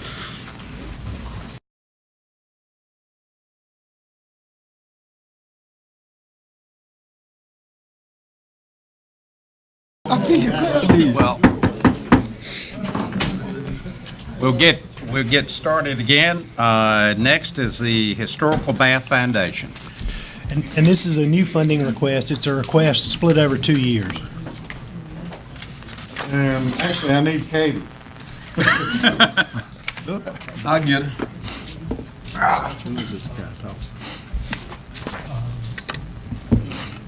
You got it loaded? Oh, yeah, I know. Yeah, I thought I knew him. This is going to be dangerous. Which one is it? Yeah, the last time There it is. we never got to see it. I got him. Watch There it this. Slideshow from the beginning. Okay, thank you, Mr. Chairman, Commissioners. I will go through this presentation real quick in hopes that you will have some questions for us. Representing the Historical Bath Foundation tonight, Mr. Sari Everett, Mr. Gene Roberts, and myself, Jerry Waters. Give you a little history on the foundation. It's a nonprofit membership organization founded in 1999. And the primary purpose is to raise funds for the Historical Bath Commission and the North Carolina Department of Natural and Cultural Resources. And we acquire, restore, preserve historic properties and then give those properties to the state. Our membership is about 200 families, and over the last 17 years or so, we have completed several projects. One of the most important projects that we have been involved is the preservation of the Bath High School building. And we've been assisting the Bath High School Preservation Organization, which was developed to specifically preserve and restore that building. The HBF has donated over $100,000 to BHSP over the last 7-8 years, primarily for restoration of the roof and windows. And portions of the building have been renovated and are being utilized as a library, art gallery, Town of Bath offices, and EMS facilities.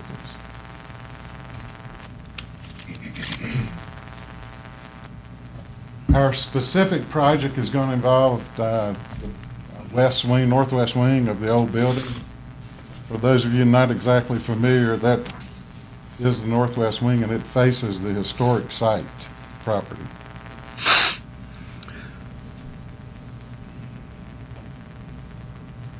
We are currently renovating the northwest wing with the idea to develop exhibit gallery space to illustrate the history of Bath and the Pamlico region. This is not just the history of Bath.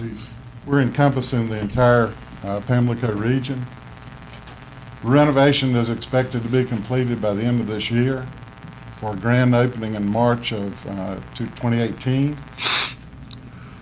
And the exhibit opening is going to be a major event of 2018 celebration of the 300-year anniversary of the death of the pirate Blackbeard. Most of you are probably aware this Queen Anne's Revenge artifacts have been recovered. Two things are going to happen with some of those artifacts. There's going to be a traveling exhibit that will travel all over eastern North Carolina. The state has committed to have Bath as the location for the initial exhibit. Those artifacts will be in Bath for 3 months. In addition to those artifacts, the museum, Bath, will have at least 1/6 of all the artifacts that are recovered from the Queen Anne's Revenge. We have additional artifacts that are going to be donated, and some of these are Smithsonian quality exhibits. Just a list of just 2 or 3 here. We have 18 illustrations that were printed in 1590. These were illustrations of the original drawings by John White. There are 22 maps from the 16th, 17th, 18th century depicting the Pamlico region and the estuary system. And there's the first English edition and the first German edition of John Lawson's book, A New Voyage to Carolina. Those are just a few of the items. The key parameters of the exhibit I wanted to share with you. North Carolina Department of Natural Resources has committed to staff and operate and maintain the facility for 10 years. And once the museum is fully operational, 2 staff positions will be added. As I mentioned, the traveling exhibit in the Queen Anne's Revenge, we're expected to draw between 8,000 and 10,000 visitors during that quarter when the artifacts are here. The historic site averages about 19,000 visitors per year. And information that I received from the county tourism director, there's about 50,000 tourists coming into Beaufort County a year. Maybe that's a conservative number, probably between 50 and 60, but the state historic site represents at least 38% of the tourists coming into Beaufort County. So it's a big draw for tourism in Beaufort County. And with the museum space being created, we expect the traffic to increase by about 20% or another 3,800 people per year. With the presentations I've seen tonight, we really do need to have a synergy between the historic site, the Washington Waterfront, the Aurora Fossil Museum, the Belhaven Museum, Goose Creek State Park. There's just, tourism is going to be extremely important to this county going forward. And I really see the reason for synergies between all of the facilities that we have. We have completed the structural repair to the foundation, first floor, second floor. It's just one picture here showing you what we have completed today. We've spent $225,000 for those repairs. The exterior work, windows, and first floor is going to take about another $544,000. Second floor and ultimate elevator, another $280,000. So our total project is $1,050,000. How are we funding that? We are, as I said, we are a member organization. At the beginning of 2017, we had restricted funds of $150,000 for the exhibit space. Subsequent to acquiring the northwest wing from the Bath High School Preservation, we received donations of $300,000. And in December of 2017, that should be 2017 instead of 2107. We met with the Eddie Smith Foundation, and they pledged another $300,000 in matching funds, and a one-to-one match for future donations that we would receive for the exhibit. So funded status as of May 15th, the 224 that we've already spent for the repairs. We have another 226,000 in cash. Recent contributions since the beginning of this year, another 33,500. So that would qualify for the 33.5 from the Smith Foundation. So we currently have 517,000. So where does that leave us? We need an additional $266,000 in contributions and/or grants.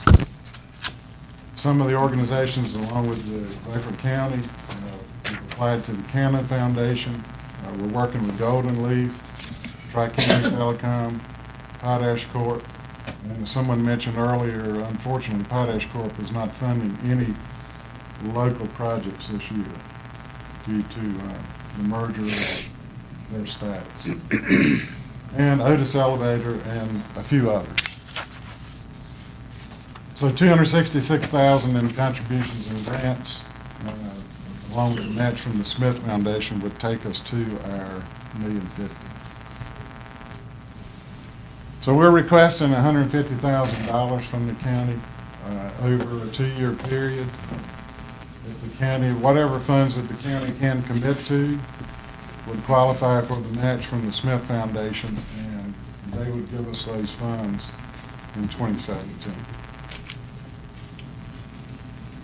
So, we've been working hard, and even though, we have some rainbows that might insinuate we have a pot of gold over there, we really don't. So, but we do need your help.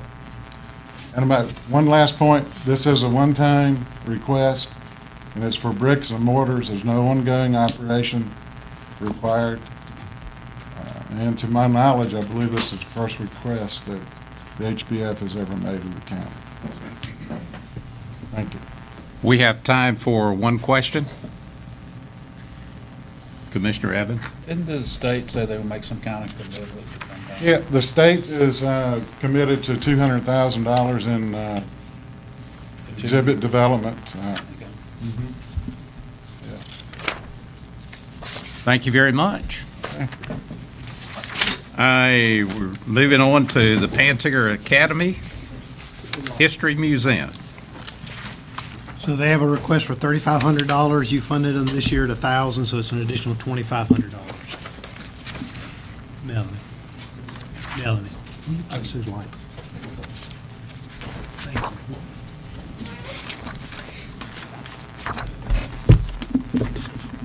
I'm Virginia Rasmus Hollowell, and I'm representing the Pantigger Museum. It is a historical museum, and we are trying to save the history of Beaufort County. It does include Hyde County some, because Pantigger used to be in Hyde County. Did you know that? Maybe you did, maybe you didn't, but until about 1818, Pantigger was in Hyde County. So if you want the early records of Pantigger, you've got to go to Hyde County Records. Deed Book 1 talks about Pantigger Creek, which went by another name. I never knew that until we started some research, but that's interesting, isn't it? History is interesting. More so than when I was in school. But it's about people. The question was asked us, how many of you have been to the Aurora Fossil Museum? And I think we saw a show of hands. I'm not going to embarrass you, but I'm going to ask you anyway. How many of you have been to the Pantigger Museum? All right. Had some. We're not embarrassed. Well, you won't be embarrassed if you went, because it's a pretty wonderful place. We are a very small group. We have a fairly large membership, but they don't live here. We have from 100 to 150 paid members, but they live all over the world. And we spend their money, their membership money, and they usually make donations for us, but they aren't able to physically help us out. So we're only open on weekends, and we realize we need to be open more. That's one of our goals. But why I'm here tonight is we're full downstairs in our main building. We have 3 buildings, in case some of you didn't know. We have the large, beautiful crown jewel of Beaufort County. It's one of the few remaining wood school buildings. A few brick ones, but this is a wood one. And we also have the office that belonged to George DuPont Old, who was the agent for the Albemarle Swamp Land Company that was located in Pantigga prior to the Civil War and after the Civil War. And they went into the swamps and made shingles, staves, shipped them out from the Pantigga Harbor, right there at the creek, to places such as Pennsylvania, New York, famous names. We have those documented records. We have that office, and it's just wrapped up in those shingles that they cut in the swamp. And we have the Pantigga Jail, which is also a wood structure. Excuse me. The wood structure, and we have not been able to find much documentation about that jail. It was always there. I remember it even as a child, and we always knew it was the jail, and it sat down by the creek. And then it was used as the town hall for a little while, and then it was used for storage, and then the fire department said, this thing's in the way. So they moved this beautiful wood structure over to our property, and we know it dates in late 1800s, and we're still hoping to find in somebody's trunk some information that somebody was put in jail there. They were. It's a wonderful old building, but we haven't learned a lot about it yet. That's the one that the oak tree fell on and split half in 2. And we got it, we worked the miracle and got it put back, had to buy and put a complete new roof. But anyway, it's that's been done. So we've got 3 buildings, and the downstairs of the main big building is full. We've got all kinds of good stuff in there. We've got a tobacco cart from Knox Warehouse in Washington. Anybody remember Knox Warehouse? K-N-O-X? Way back in time. Of course, tobacco's been demonized so bad now, but we do have some pretty good tobacco artifacts. But downstairs is full. And we've, except for a repair like you have on all wood buildings, window sill from time to time, that kind of thing, we're pretty well in good shape downstairs. So we're ready to go upstairs. And that's why we're talking to you all. The community college held some classes there back in the 80s or 90s. And they did some upgrades. They lowered the ceiling, and they put a heating and air unit inside the building upstairs. The entire unit is inside the building. And so when we started 12 years ago, we used it's a gas furnace. We used it for a little while, but it got so dangerous that the people we called every year to come and work on it said, we don't want to work on this thing anymore. It was blowing out at them, and they said, it's just not safe. It's too old. You're going to have to do something different. So we quit using the heat, but the AC still worked. So, okay, so we just used the AC from upstairs in 2 rooms, and we put in some window units. And a couple of years ago, the old unit died. No AC, nothing works. I had a picture enclosed in the stuff that I gave you. I don't know if you've had time to look at it. I think they were doing the best they knew at the time. Nobody was using the upstairs anyway, and it was very destructive. And so when we fix the upstairs, this is where we start. We've got to have that old unit taken out and properly destroyed. There's a vent that goes through the ceiling. Our ceiling is metal, so that will have to be repaired. It's hooked to the electricity. That will have to be disconnected properly. And then the center unit of the ductwork runs right down the middle of the floor, and like an octopus has an arm reaching out to every window. 5 on each side, and then they cut a hole in the floor. Which, that's what you do. You do the best you can at the time. But all of this has got to be taken out, and the only way to right now to get it done is down that beautiful staircase. And if you've ever walked up and down that staircase, you know you aren't going to pick up an air conditioner unit and bring it down. So it used to have a back door, so we're going to put in a back door, and we're getting a carpenter. We've talked to one already who's agreed to do the work. And that's why we're asking for $3,500 so we can pay him. I doubt it's going to be enough, but it will certainly be a good help and getting us moving in the right direction. I don't even know what it'll cost to throw the thing away. A lot of times when you go through the dump, so to speak, with things, there is a fee for throwing it away. So this is a very conservative estimate of this is our next step that we need to do. And once that's taken down, we can begin some other restorations. The only other restoration we've done upstairs is we have windows up there. When we started, we had holes, no windows. We do have windows all everywhere now. And now this is our next step. And there will be, as we move along and get these things done, there will be more things to come along. But we're the kind of people who want to pay as we go. And we work hard. We have about 4 fundraisers a year.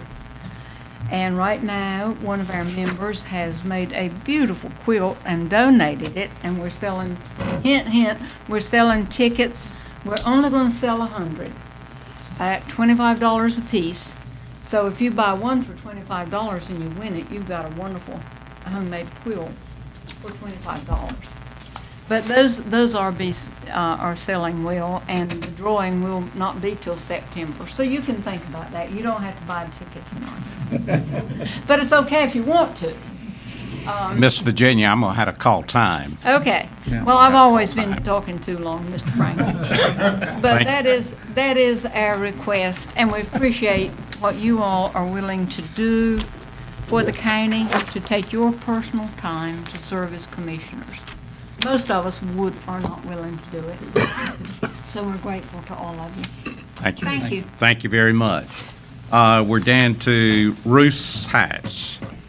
So Ruth's House was funded this year at $5,000. They're asking for $15,000, so it's an increase of $10,000. They here? Apparently not. Is there any, Derek, check outside and see if there's anyone out there. Anybody in the roof out?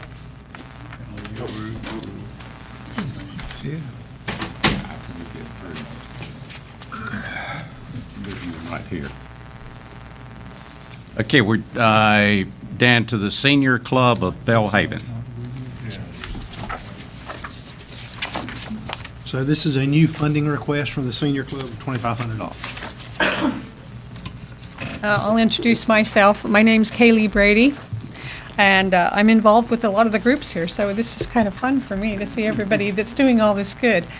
Like the Boys and Girls Club, the Chamber of Commerce, the Aurora Museum, Arts of the Pamlico, and a bunch of them that are here. My capacity here tonight is as the coordinator of the Senior Club of Belhaven. We organized when the Senior Club or the Senior Center closed last July. When they closed, we lost everything that they had, the office equipment and such, and we've reorganized and set up a new program now. This is a calendar of what we do. So I don't know if I enclosed this. I did enclose what I'm asking the request for the funding for. We have quite a vast program. We do a lot of different activities. They're a lot of fun. The one thing that we don't have is good communication and getting the word out to the seniors and the residents in Belhaven of what's going on. Well, the best we can do is we've got that calendar that I showed you. The city's good enough to put this out in the light bill most months. But we can't guarantee that people are going to see it even then. And so we're suggesting that we have a community bulletin. That's what we're asking for the funding for. And let's see what I wrote here. Let's see. The appropriation of funds would be used to improve the communication, advertising, and notifying the public of the senior club programs and events, as well as the other community information. There's not a newspaper in Belhaven at all that I'm aware of that specifically publishes Belhaven news, and many of the seniors in our community don't have email or familiarity with social media. In fact, there's some that don't get out of their houses a lot, and so we think this would be good for them. Community bulletin is desperately needed, and this would be effective in helping keep our elderly population informed, aware of events, programs, assistance, and services that they could use to improve the quality of their lives. And that is, as our mission states, to elevate the quality of life in our citizens as they age. So when I turned in my paperwork, I enclosed a copy of what we're proposing that we do. And it's, I'll just briefly go through it. It will include a calendar and activities that are free for seniors to attend. Presently, they're attending a lot of these at our building on Pamlico Street, where we have things like Coffee with the Experts. We have painting, we have Tai Chi, we have a monthly birthday party, and so we have a lot of educational stuff, and then they can come there as we're a resource center, so they can come and get help with taxes. We can refer them to legal help or a lot of different services that they might need. The Arts Council would also probably have some input into the newsletter. I funded the Arts Council a little over a year ago. I founded it a little over a year ago. And then to help funding for the Senior Club and for the Arts Council and for the Rock Museum, I funded Kaylee's Corner Foundation. So we can get some funding there. This would be another place where we could advertise things like the Arts Council just had like a poetry contest and an arts contest for the children in the schools. So that's another place we could put information like that. We can use it for deaths, weddings, births, things like that, of that nature. Also, we can have articles in here about the senior club parties and what's going on with the senior club programs. We recently had a health fair. That's something that the senior club put together, was a community health fair. We had it last weekend. It did very well. And here we've got advertisement for our Tai Chi classes each week, our chair exercise. We'll do a spotlight each month, and then we will have space for ads. So after we get funding to start this up, it can be sustained through the income from the ads. We also have programs like Healthy Living. That's a 6-week course that they can, like a workshop that they can take. And so anyway, this is how it would go out. It would be emailed to a lot of the residents, otherwise would be mailed out like this. So that's our plan. And I also put together what's involved in the cost. It would just be for software, a computer, a copier, postage, and items like that to get us set up and rolling. So that is what we're requesting. So do you have any questions? We have time for one question. Good. Thank you, Haley. You bet. The Washington Harbor District Alliance. So this is a new funding request for $12,000. They did request funding last year, but it was not funded.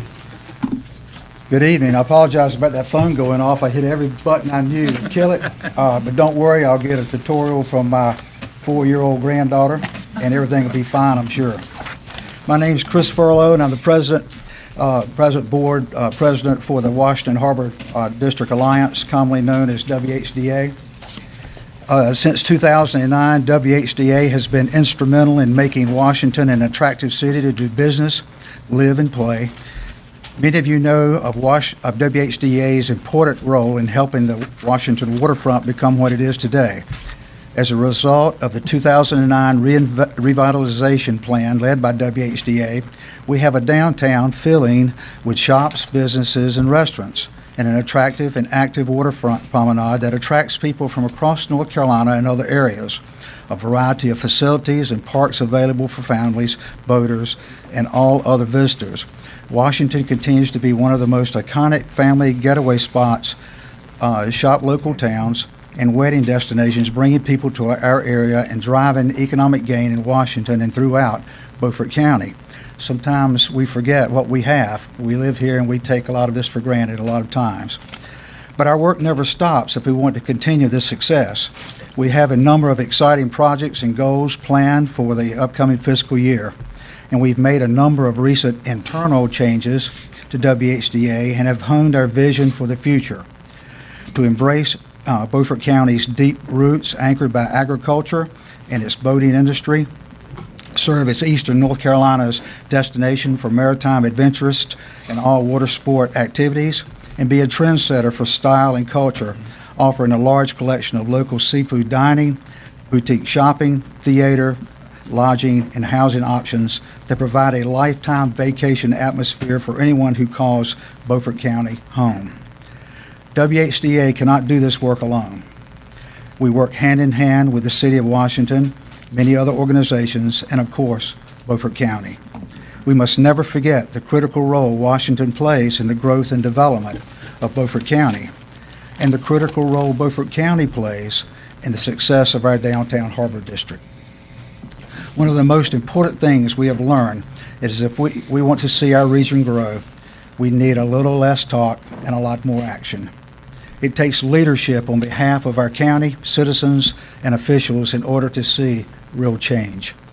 That's why it's my pleasure to inform you, the Beaufort County Commissioners, that just recently WHDA has acquired a large building in Washington, also known as the Old McClellan Store, and is seeking funding for the 2017-2018 fiscal year to support the development of a permanent farmers and artisans market located in the city, serving Beaufort County and the surrounding region.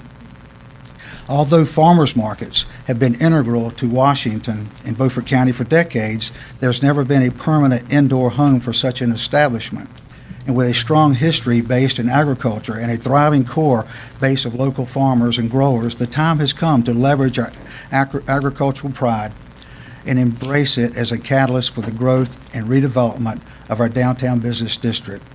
Rather than be an outlier, we believe that a permanent farmers and makers market centrally located in the downtown Washington would not only allow for the more immediate and regular access of sale of local and regional food and produce, but also generate significant traffic to the Harbor District and its other businesses. This project will rehabilitate a historic and vacant downtown building to meet current day needs, serving as an example of how existing historically significant structures can be leveraged, provide enclosed year-round spaces for farmers and artisans to sell produce and products, extending customer base and growing seasons, cultivate at least 2 full-time market merchant anchors on Main Street, for example, a potential meat market or potential creameries, or allowing for the growth and expansion of existing businesses, to provide maker spaces where people gather to share resources, knowledge, work on projects, network, and build.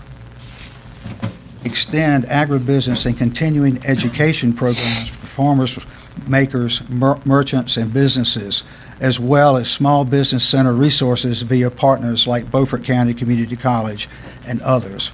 And provide offices for WHDA, a nonprofit working to renew, restore, rebuild, and revitalize the downtown business district, improve economic conditions, encourage tourism, and preserve historical buildings and their significance. Is the amount we've requested enough? No. Is it a lot? Yes. And the reason I say that, in the event you wake up in a cold sweat in the middle of the night and feel like you want to contribute more, that's on the table also.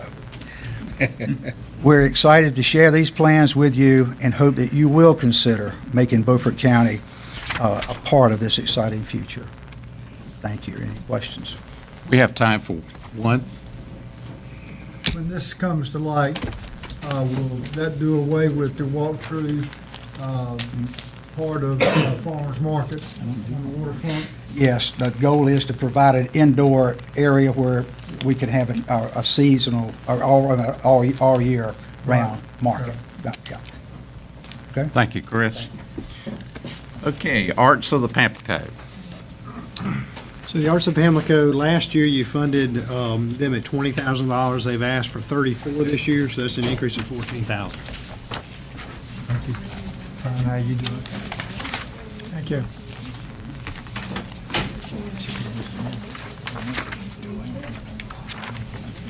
How are you?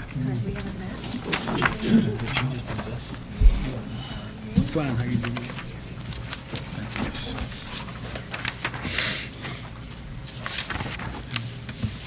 Apologies for not being here on time. I was dripping with little children who are graduating on our stage right now from their pre-K program with Carol World, and we welcome the County Commission to use the space at any time for meetings or for events.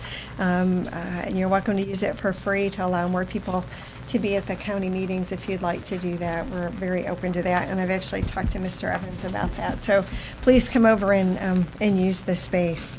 But as you know, the Arts of the Pamlico has been around for over 45 years. We used to be the Beaufort County Arts Council. It's based at the historic Turnage Theater, which has been designated as a historic site at the state level, but now we've learned also at the federal level. So we hope that will draw in some tourists to come. But in the past year, I started there in August, so I'm new to this presentation and new to the role, fairly new to the Arts of the Pamlico. But in the past 8 months, we've really thrown the doors open and made it, I think, a welcoming place that's very vibrant, with 4 to 6 activities going on every week. We're drawing in funds from outside the county to complement what you all have invested in the theater and in the Arts of the Pamlico, so thank you very much for providing support. We are getting funding through ticket sales and memberships, which stay around the $400 mark, 400 people mark throughout the year. That helps keep the lights on for about a $3,000 light bill every month to keep the place running.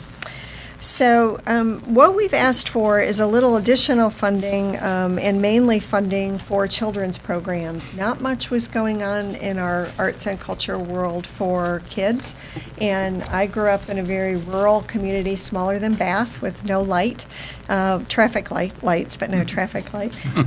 Both my parents drove bus, so I was a product of the farm fields and apple trees, and we didn't have art around. And I see the same here, and we're hoping to grow and reach out to Bath with funds for Pirate Hall, to Bellhaven to support the kids' programs with the arts councils, to Aurora, to Pinetown, to all the communities that kids like me grew up in that want art and haven't participated in art, as well as to the kids in the community in Washington to be able to access the arts. So we're offering, you may have seen in the paper today, we're going to be an open meal site and offer Art Nibbles, which is free breakfast and lunch with art projects all summer long. And we're hoping the county funds might support some of that for next year. We have asked for funds here to do community programming to allow kids to have free arts experiences in the theater, in the parks, and in our communities through festivals and events. And so we're hoping that you all will consider providing funding again to do that and to help us keep the community's historic theater running. So I'll stop there and ask if you have any questions. Thank you very much. Okay, thanks for your time. Agape.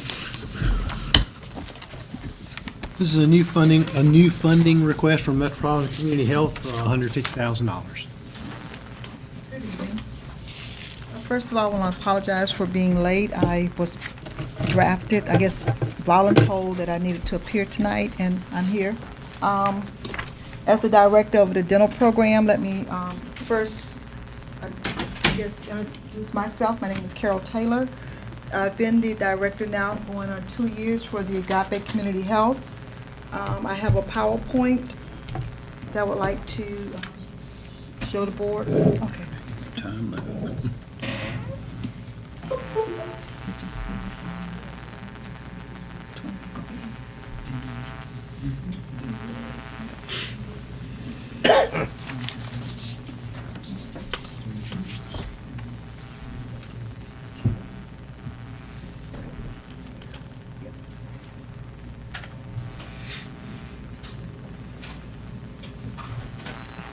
Just hit this button and move forward.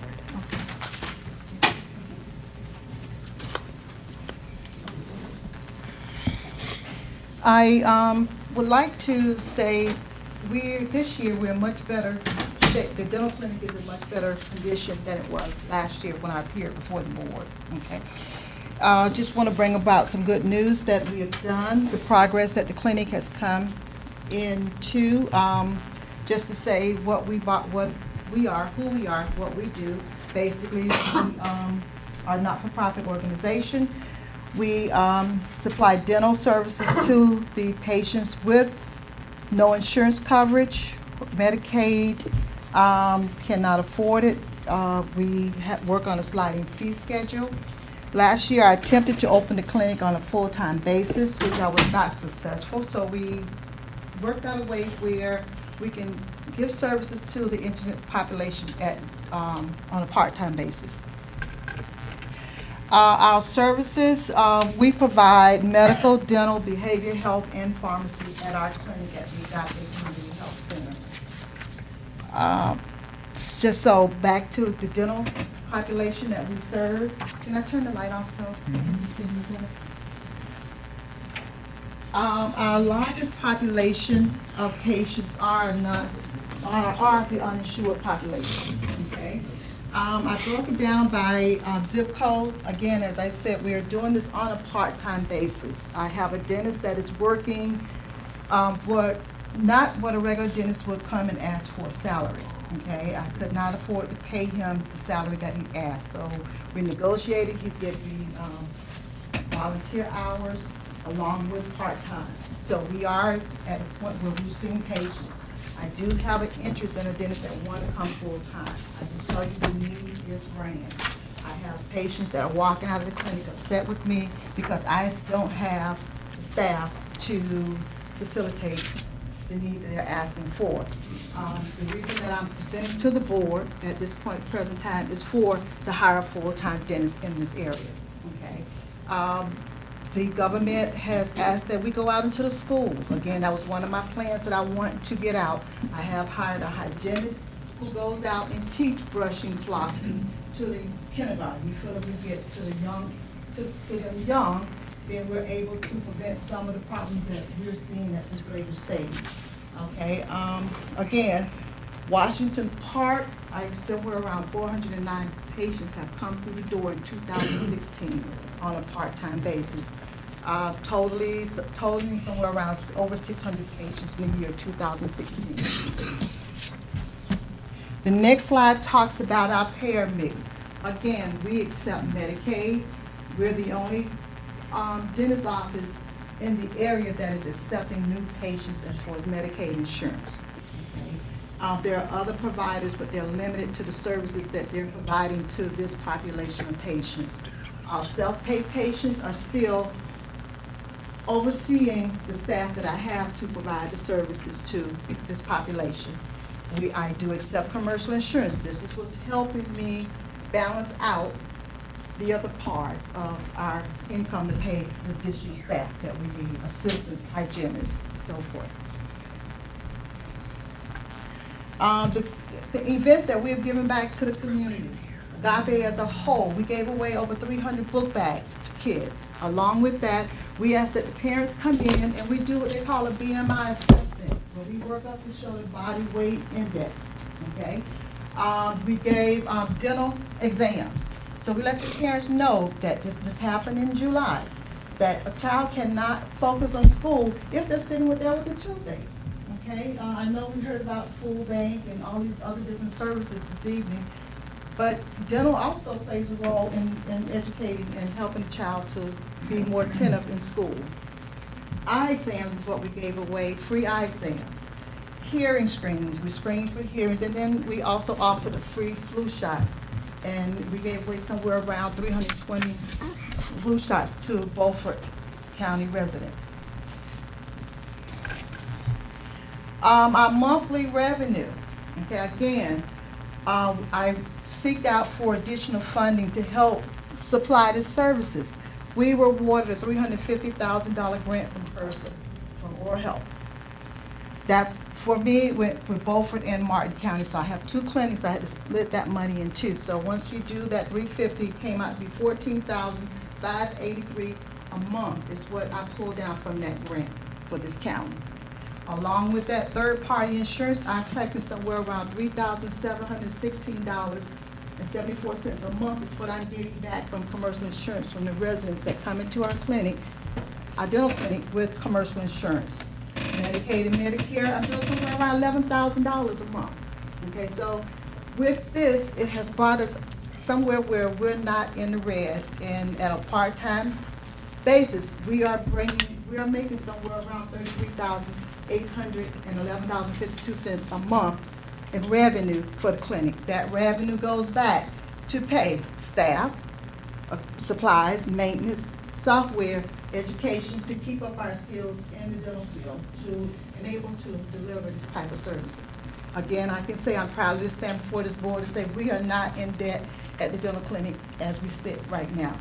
Okay, but if I bring on another dentist, more patients, it can bring me in the red. This is why I'm standing here asking for help to bring on a full-time dentist. This is our monthly operation expenses, and here we are. Okay. And this is with keeping overhead low. This is the end of my PowerPoint. Have any questions? We have time for one question or two in this case. Thank you. Thank you very much. It's on this side. Okay, we're going to move now into the Fire and Rescue Tax and District expansion request.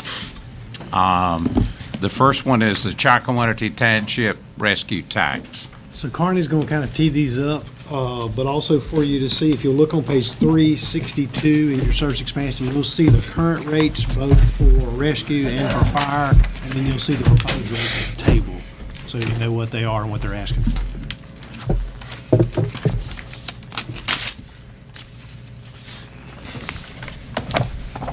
Thank you, Chairman Waters and County Commissioners. First, I'd like to talk the Chocowinity Township EMS service expansion request. They are asking for an increase of their current tax rate from 3.5 cents to 5 cents. With that, I'd just like to bring out a few things in their numbers. Then I'd like to recognize Chief Greer and Board Member Warren that are here, and be glad to answer any questions that you may have for them. They run both a 911 emergency service ambulance, or 2 ambulances, and then they run convalescent trucks as well to try to make up some of the outcome of their budgets. Under their current tax rate for this year, they have a projected shortfall of $148,548. With the increase, that should get very close. The increase, I believe, as it is generating $139,843. So that will put them very close to a balanced budget on their increase. One other thing that I just wanted to bring out in talking with Captain Greer, as we look at their actual calls that they have run so far this year, 375 calls. This was for January, February, March, the data in which they provided at time of initial budget submission.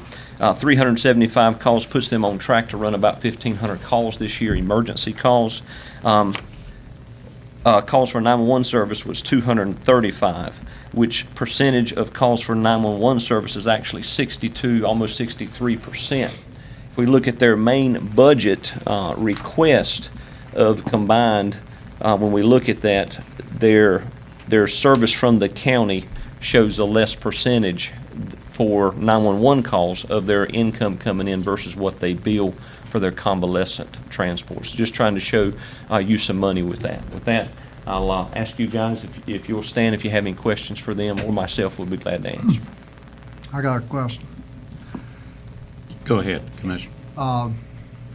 You say this tax increase was requested, but requested by who? It was requested to make up the shortfall. I understand that, but there was the public polled and let known that these taxes were going to be raised. No, sir, not that I'm aware of. Well, I'm going to find it mighty hard to vote on this for that very reason. Just because one person says that the tax rate needs to go up, maybe the county residents don't want it that way. The Chalkawindy EMS board is made up of residents of the Chalkawindy district. Does not include any employees of the EMS squad. The board voted unanimous that we have to do this.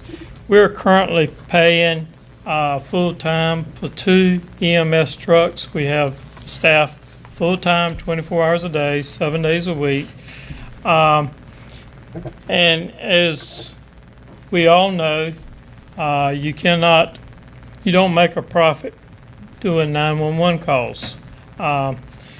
It's very easy to show that is a huge loser. All you got to do is look at your own county budget. You'll see that for EMS services, your cost is budgeted about $2,200,000. Your revenues for EMS is budgeted at $425,000, and your EMS tax, which your tax is at 5 cents. Ours is at 3.5 cents. That's what Chalkawindy's is. That 5 cents is budgeted to bring in about $780,000. You're going to have a shortfall of over $1 million, which will have to come from general fund money. We're not asking for no general fund money. We're just asking that our rate be equal to what the county's rate is for the areas they're serving. We're just trying to break even and to cover, give the people medical services. That's all we're asking. Mr. Chairman?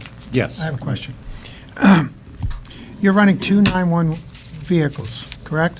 We're running 2 trucks full-time, 24 hours a day. And 3.5 cent tax that the county provides supplies you with how much money? Approximately $540,000. The county gives you now. Now. If we get 5 cents. No, I'm saying 3.5 is about $380. About $380. What does it cost you to run each ambulance? One truck costs you $500,000. So we're supplying with 300,000 plus, and it's cost you almost $1 million, or over Right. $1 million. And the county now is charging 5 cents. For all the north side area where they're running. And the county's projected out of their general fund about $1 million. That's what it looks like according to this budget. And you're not asking for any increase in general funds, any money from general funds whatsoever. We don't get any money from general fund. And if we don't get an increase to 3.5, your loss will be $148,000? Yes. And that's because the other $700,000 is made up through fundraising, billings, and things like that. That's correct. All right, thank you. I'd just like to hear some input from the county residents that this is going to affect. Well, last year you raised it to 5 cents on the north side. Did you go out and get a vote for the people in the north side? No. Well, we only asking to be treated fair. Yeah, the comment I would make is up to this point, all of these recommendations on budgets has come from the board members within the local district, and we've never asked for a vote within those districts or poll people as it relates to that. We've always taken the people that are doing the work. I within that understand fire that, district. Mr. Chairman, but everywhere I go, people say, don't you dare raise our taxes. And this is a tax on your residents. Well, then we decrease 911 service. Mr. Chairman? Yes. I do have one thing further to say. The EMS Oversight Committee, which has representation from other squads and private individuals, has recommended to the board that they approve this increase. Thank you. Okay, we've got a time limit on each one of these. 10 minutes is up on the Chocowinity issue. So going to move to the north side fire tax. Thank you, Mr. Chairman. If you find service expansion for the north side fire tax, if I could just give a little bit of information on it. North side consists of the fire departments of Bath, Belhaven, Bunyan, Clark's Neck, Old Ford, Pamlico Beach, Pantigga, Pinetown, Ponza, Pungo River, and Sydney Fire. And I forgot ponds are on the actual thing. I want to bring that out on public record. They're part of that. Did not want to leave them out. But this group met together, Northside Fire Chiefs met together with various needs, and in that, part of the group came up with asking for a tax increase. When I say part of the group, these particulars, Bunyan, Pantigo, Pungo River, Pamlico Beach, and Old Ford all requested a tax increase. The following departments are not requesting a tax increase but are not opposed to it, and that consisted of Belhaven, Clark's Neck, Pinetown, and Sydney. And Bath was opposed to it. So just a number of all the departments that are represented in the north side. However, with the exception of Bath, we had really half of the departments or a fraction of the departments that came forward and said they needed a tax increase, and the others said they did not want to oppose it, but they were not requesting the tax increase. Tax increase is from 2.9 cent to 3.75, generating an estimated revenue of $216,310. Particular things requested for that increase had to do with modifications to stations, to new apparatus, new equipment, keeping up current PPE and safety concerns of their equipment. From the north side, I have Chief Williams with Bunyan Fire Department, also Chief Myers from Pantigo Fire Department. That'll be glad to answer any questions specific to their department budgets, if you guys would please stand.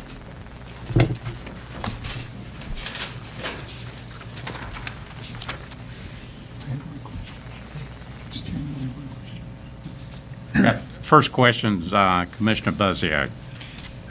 What is it, if you know, an average price it costs to equip a volunteer fireman? One person?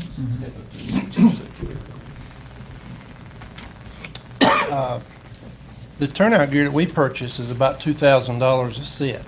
That's from the helmet all the way down to the boots. And you add a pager, and workers' comp insurance and stuff like that. We've got about $4,000 per member on their initial join-up. That's not reoccurring costs, but we do have to replace turnout gear every 10 years for NFBA requirements. What about oxygen? We have self-contained breathing apparatus, and they cost about $3,500 a piece, and they last about 10 years before they need replacement. We don't buy one for every member. We just have, the required amount on each truck. And how much money do you, without a tax increase, what's the funding you're getting now? Bunyan Fire Department gets about $220,000 a year. $220,000. And the rest you raise through fundraising? Yes, sir. So not only are you volunteering to fight fires and protect the life and property of residents in this county, we're also expecting you to do fundraising.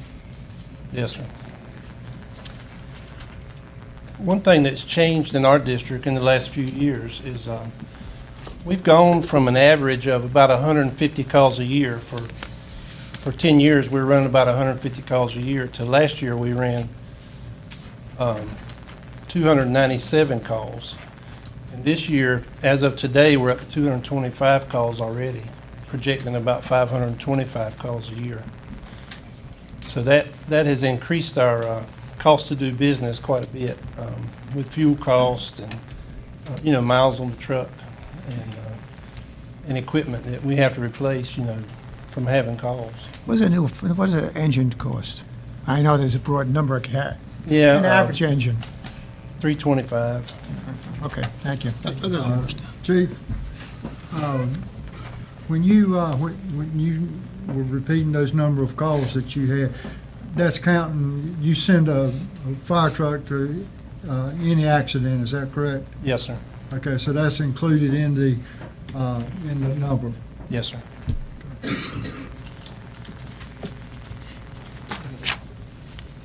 Mr. Chief, what's driving your calls up? I mean, the population is not growing that much. What is driving it? Is it 55% of our calls last year, and so far this year, the trend is continuing, is EMS calls. We've recently started participating in first responder, and that's 55% of our calls. We don't drive the fire engine to these calls. We have a smaller pickup type thing that we use with all the medical equipment in it and stuff like that. But how many? I mean, we was at a seminar a few years ago trying to work on those calls. How many of those calls are actually transports? Some when y'all can get there, and somebody might have just stuck a nail in the hand or something. all the calls we go to are transport. Okay. We only get called to the more serious calls. Okay. A few years ago, I might have been a guy that disagreed with us going to all these medical calls. But if you ever go to one and you witness a guy that's not alive when you get there, and then 15 minutes later he's alive, and a few days later he's back with his family, that makes those 55% of the calls worth it. And we just actually had one of those Friday. So, That was them. and that guy, he's awake and alert and talking to his family today. So When you're referring to the number of calls, are you referring to the whole north side area or just Bunyan? that's just our fire district. Okay, but the fire district tax covers everything on the north side of the river, every department. Yes, sir. We don't have those total numbers, do we? Not for you tonight. Okay. I could get those individually for you. Well, I think it would be important to get it into record what we're talking about. The other question I've got is, when was the last time we had an increase in the fire tax on the north side? And you, I can answer that. We've never had an increase. the 2.9 is the original. We started out at 4 cents, and it has gradually dwindled with reevaluation. To be fair, reevaluation drove up our property values, so we were able to whittle off the percentage to stay revenue neutral. And through construction and population increase, we have crept up, from about 180 to where we are now at 220. So we have had a gradual increase over the years, but since the start of the Northside Fire Tax, we've never asked for an increase. We've complained about some decreases, but we've never asked for an increase. And it's just got to where we've taken a step to another level where we're doing more, and things cost more. We've got 48 members at our department, and every year when you have to do the workers' comp and all that, it's very expensive. And historically, in the past, the county actually picked up that bill for us up until the Northside Fire Tax. The county covered workers' comp, and they bought a little bit of equipment for us. Mr. Chairman, just real quick, wasn't there a decrease based on the original radio project? Yes, sir. In '95, we went from the low band radio to the high band system we have now. And the county funded that through the fire tax, the county-wide. And for 6 years, we were paying back the debt to the county through the fire tax. And then after the 6 years, they offset the tax to, because we didn't have a debt to pay back. So we were able to lower the tax almost a whole cent. after, I guess that would have been in 2001. Derek, do you have anything to add to any of these questions? I don't want to leave you out since you're standing right up there. Go ahead, Derek. I asked him just to say, because Chief Williams Bunyan has a high property value compared to some of the other districts. And so we've had him answer questions, but I did ask Chief Myers if he could just say what his budget is and call volume as well. So. The county tax dollars that my department receive every year is around $47,000. But our operating budget is $55,000. June of this year, we went first responder, and I was able to do that with the money that I'm currently using, plus using we was able to acquire the old fire safety house and truck, and we took that truck and turned it into a first response vehicle, and it's an '88 model vehicle. So we'll continue to provide service to our end of the county. I know since our end of the county went from one EMS unit to, two EMS units to one EMS unit, there are sometimes that we're a first responder and it's a while for an EMS unit to get there, and our department saw the need to continue to provide this service. Our current engine is a 99 model truck that Vic Williams sold to us when he was selling fire trucks. In 2 more years, that truck will be 20 years old. And that's the only current engine that I have in my station. If that engine goes down today or tomorrow, I have nothing else to do firefighting capabilities with. So I have no choice but to come to you guys with a recommendation on my board that we got to do something. Association dues, I don't know if y'all familiar with it. They're going up from $25 to $20 to $25 this year. So the steady cost of being able to continue to produce services and stuff is constantly going up. Mr. Abbott? I had a question earlier. One thing you didn't talk about was the training. It's their personal time and the dollars involved in that. To that avail, I was there. It was either Friday or Saturday night. I can't remember when it was when y'all made that call to Pamlico Plantation, and the system worked because we had Broad Creek go in, see the QRV followed in behind that, and then you had you guys down there providing support, I guess doing chest compressions or whatever. East Care came in when I was leaving. They were lifting him and going out. So it was just amazing to see it just drive into something like that. But that's the way the system's supposed to work now. And you can tell me how the guys do. What you didn't see is we were on another call when that one came in. So our 48 guys were managing 2 engines at the same time. Right. And like you say, it works. Yeah. It doesn't always work. You know, we don't always have the story where the guy gets to go home, but Friday night that guy, he's going to get home. And that's a big deal. And just to give y'all a general idea of the calls that we run, average we was running roughly around 47 to 48, 50 calls a year. When we went first responder June of this year, we ended up with 101 calls, and for this year we are currently at 48 calls down in Pantigga already for the year. We're out that truck, aren't you? Yes, sir. Thank you, gentlemen. Thank you. We'll move into the Chocowinity fire tax. Commissioner Waters, I'm going to ask, I'm going to read the 3 system service expansions that are left for fire department. The reason for that is we have Richlands Township, which is a fire EMS tax, which includes Aurora Fire and EMS, which Blunt's Creek gets a fee out of, or an allotment, you might say, for their district. And also Blunt's Creek gets tax dollars that come out of the Chocowinity district. So really all 3 budgets kind of go together. So if I can make that presentation, and then we'll have each chief be able to answer questions from that. Thank you. First of all, from the service expansions themselves, Chocowinity Fire Department is requesting a tax increase from 2.6 cent to 3.6 cent. This increase is due to the rising cost in truck maintenance, replacement of trucks, equipment, air packs, gears, radios, and other necessities. In addition, we have a request for service expansion for Rescue Tax District for Richlands Fire and EMS Tax District, which again is the Aurora Fire Department, Aurora EMS, and part of Blunt's Creek. Richlands Fire EMS Tax District is requesting a tax rate increase from 3.9 to 6.35 cent. This district represents Aurora EMS, Aurora Fire Department, and part of Blunt's Creek. Blunt's Creek has also put in a service expansion request. They don't have a district to come directly to the commissioners for a taxing district. Again, their funds come from Chocowinity, which has been a percentage, and come from Aurora, which currently has been a flat rate of $9,500.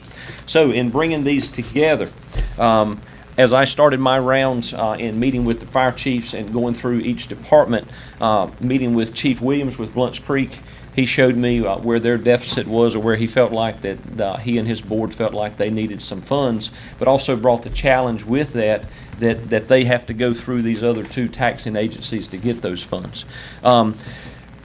Tax, or not tax, but budget time is moving on in, and so as we got to looking at the numbers, Aurora started their budget process, I think, all the way back in January, if I remember right, Chief Bonner and Captain Jones, as we look at that, which is a longer process, which goes through their town for approval.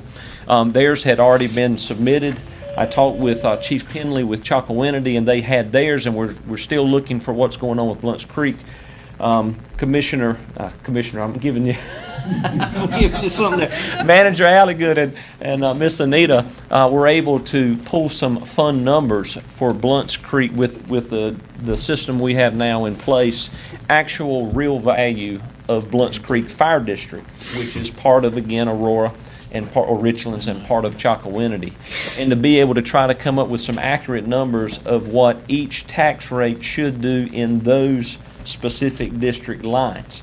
And we have some data that we can show you of that. The only thing for Blunt's Creek request, and the reason I need to bring these together, if we take Aurora's request just as it is, that's not going to help Blunt's Creek out any in their ask for more money. They're going to get a flat fee of $9,500.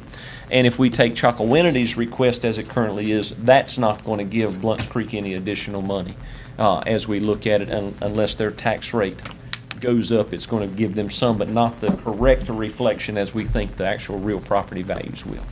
So I do have those numbers for what each one would produce, and I'm going to ask Chiefs, if you don't mind, if you'll come on up here with me. Manager Alligood, is it okay to go through, or it'd be better for Anita to do that? If you want Anita to run it. I would love for her to do it.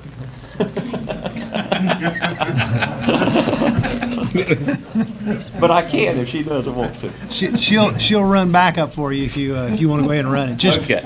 But just for you've got this spreadsheet, and what we did on it was we know for sure real property. We have situs on real property, so we can take our GIS system and we can tell you exactly what the real property is and the cost, what the value is of the real property. Now, we don't have specific situs on personal property necessarily. It may be listed in the township. It's hard for us to gather that. Now, that's one of the things we're working on next year, is to try to get a better handle on that, to get a 911 address for all of that.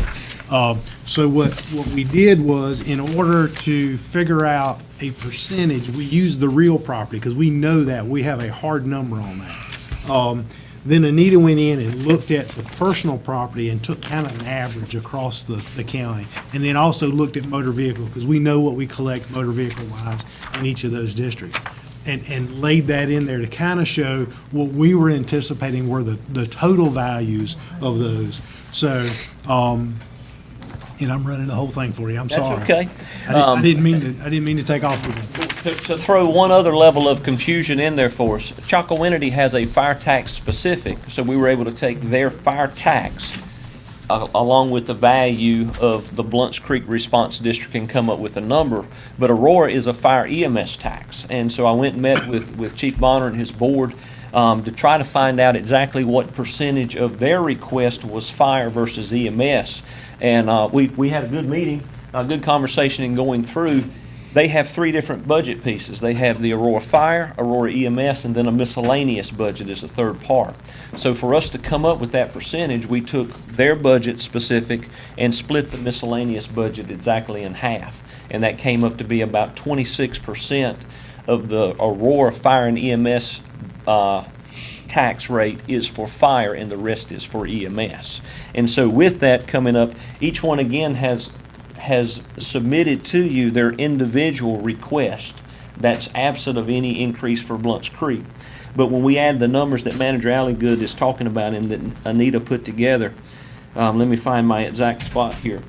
Looking at the current tax rate for Chocowinity and Blunt's Creek, their percentage would be, Chocowinity's percentage would be 77%, where they have been gaining 80%. So looking at the actual lines of value and what it should be with Blunt's Creek getting 20, Chocowinity should be 77%, Blunt's Creek should get 22% of that. At the current tax rate of 2.6 cents, that would provide an estimated $180,159 for Chocowinity and $53,270 for Blunt's Creek.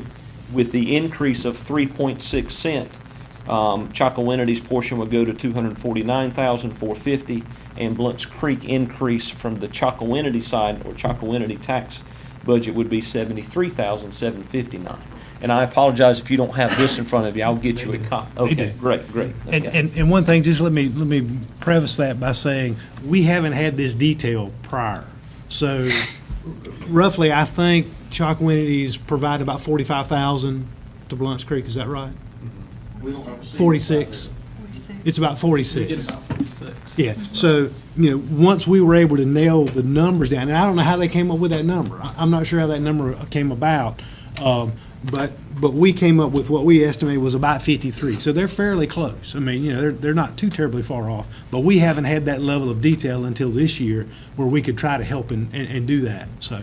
Brian, I think also the new lines. Yes. Don't split the property like they did before. That's right. So we're plowing new ground is what I'm saying. Yeah, and lastly, really in the last 2 weeks in preparation for today, even after budgets were submitted, looking at the fire district with Aurora and Blunt's Creek, that's the top line of that same chart. At their current rate of 3.9 cents, it would show that Aurora's tax part would be $36,859, and Blunt's Creek would actually be $8,513 at their current tax rate. They're requesting to go up to 6.35. That would be an increase to $60,014 for Aurora and an increase to $13,861 for Blunt's Creek. In talking with Aurora, because their budget had already been submitted, both through their town approved and sent forward to the commissioners, they didn't feel they could make that change themselves in that budget request, other than keeping at the $9,500 for Blunt's Creek in this year's cycle. I think Chief Williams and Chief Bonner had some discussion beforehand, but the budget process had already started, and so that's where they left that at. When I talked with Chief Penley, all of these guys, I must say, they all want to work together in providing the service. He said, let's do whatever we can, but at the same time, there's always a worry of taking care of your own tax, your own base in what's going on. And so when I shared numbers with Chief Penley really this morning of the accurate numbers we see now, that if we used Blunt's Creek actual property lines and looking at that, then that is going to drop his budget from where they had originally requested. And are wanting to keep that as close to the point where it can. So here we are, and I guess we're just at a time of answering any questions. Questions? Comment? Yeah, and one more thing that's pretty significant in all this, we did not include business personal property in this. So, because we also have a difficult time in doing that. We can do it in the township, but it's difficult for us to figure that within the areas, because you tax the Richland Township District is the Richland Fire District. And then, so we're not taxing based on the fire response districts, we're taxing based on the township. And in that township, a portion of it is the Blunt's Creek Fire Response District, and the rest of it is the Richland's Response District, same as in Chocowinity. So there's a difference. We looked at what we had, those numbers would go up. We didn't pull, what I'm saying is we didn't pull potash into that calculation. If you do that, if you pull that in, then that $13,861 allocation that Blunt's Creek would get under the new 6.35 cent rate would go up to $44,000. and again, that's one of the things that's just different about this whole piece. If you think about, in that area when that was done, there was an agreement with, and I don't know how all those agreements were put together, but there was an agreement to do that and to fund and to help the others. If you look at it on the north side, it's completely different. The north side is a single tax, and there were percentages that were determined years ago, and there's a spreadsheet out there that says, here's the number and here are the percentages. And when I got here, they said, here are your percentages. Now, what we are currently doing is putting, and we've just completed that process. Y'all approved those fire districts a couple months ago. We are now able to go in on the real property, because we have situs on that, and we can take that polygon that says, Old Ford Fire Response District. We can take that polygon and we can drill down and say, what is the real value in there? So it gives us we still have a challenge on motor vehicle, because although you say where your motor vehicle is, it's not tied to geography. We've got in our tax system, not all our tax stuff is tied to geography, and that's how we determine those polygons. So we are trying as best we can on the north side, for an example, to look at those old percentages that were put together, somebody's calculation years ago, and figure out what is it actually on the ground. Are we close or are we not close? So we're working through that process. And again, that's only come about very recently, because we've only now gotten those districts. Those districts used to be just kind of hand-drawn lines on the map. Now we've got them down to the parcel level where we can go in and drill down and say, in this polygon, what is the real property value?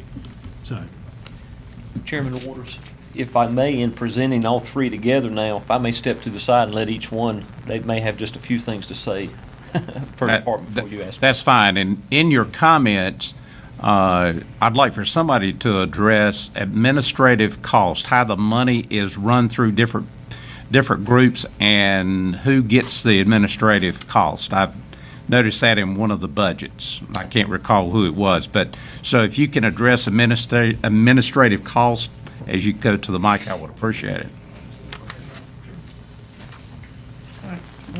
Kevin Bonner with the Aurora Fire Department. How our tax district has been set up was through the general statutes through North Carolina. We set up the Aurora Richland Fire and Rescue Tax Advisory Board. They are the first step that we go to when we do a budget proposal. The two departments come together. We have ideas of our wants or needs. We get together. We have an idea of how much we've collected in the previous year. We present our budgets collectively to the tax board. The tax board makes the decision to approve or question us or whatever. Once that's done, we make a presentation to the town of Aurora, their Board of Commissioners, for approval. At that point, it would go before you guys for consideration. The administrative cost is probably something you saw on our budget, and that is something that is controlled through the town of Aurora. So the town gets the 15, is that what you're saying? If it is needed, yes, sir. That's what we use it for. We don't have control of our money at all.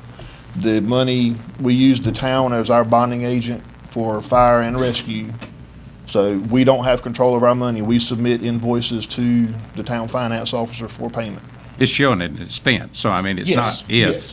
Yes, sir. I mean, they're getting 15 is what you're saying. It's budgeted for that. It may be that much, it may not be, but we have that much set aside in case that need is there. Anything?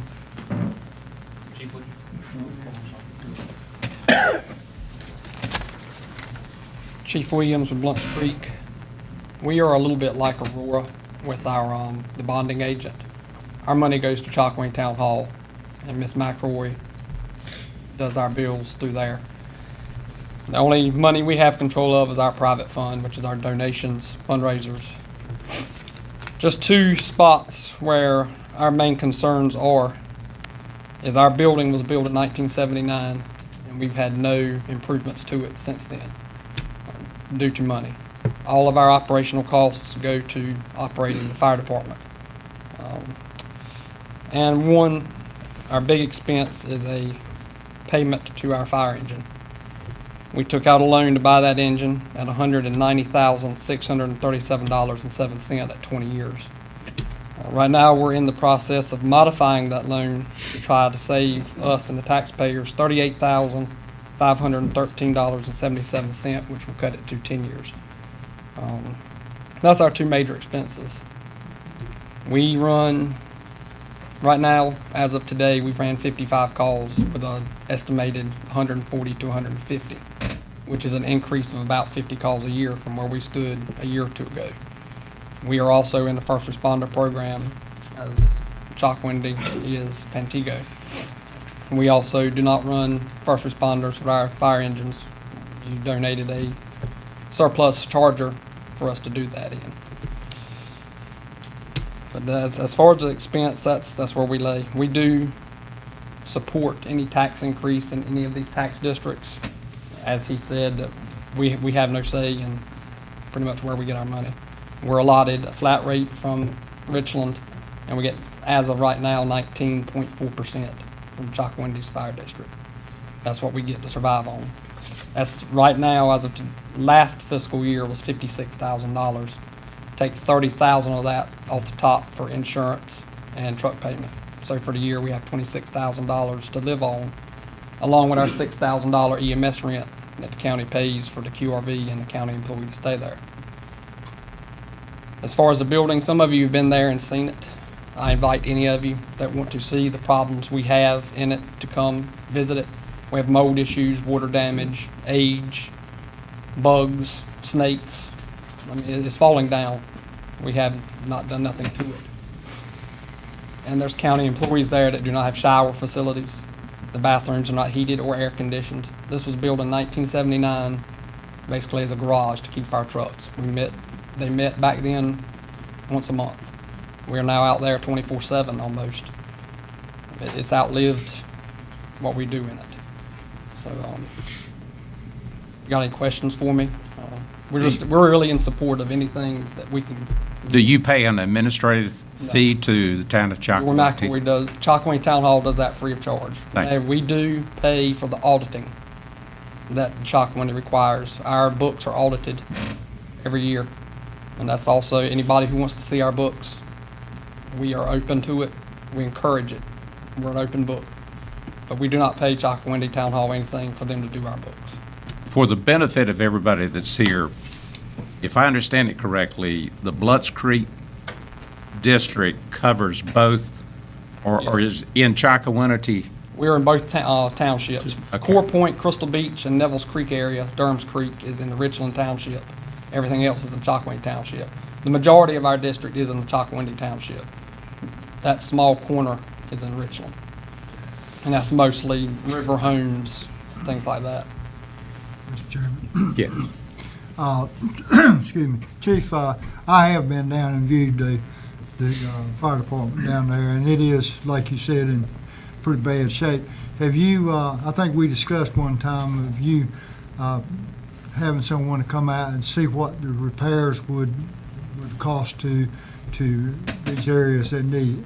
We've not had any serious conversations with contractors. We've had off-record conversations, and we had some plans in the past, but they're so old now that the cost wouldn't even be relevant. Right. We recently got a grant with the state volunteer fire department fund. We are actually going to replace our bay doors, so that will be handled. It's a 75% match with the state. We are very lucky what we got. We get a lot of grants through the state and the federal government to replace our equipment. But we will also be in Pantego's shape by the time we pay off our truck. We have 6 vehicles, 2 engines, 1 tanker, a rescue, a brush truck, and a QRV. All 3 of our trucks will be over 20 years old at that time. And the FBA standard says they're not supposed to be in front line. But we can't afford to replace 3 engines. Nobody good. Thank you. We still have, since we're doing all 3 of them together, we still have 10 minutes. So. It's gonna take me 10 minutes, bro.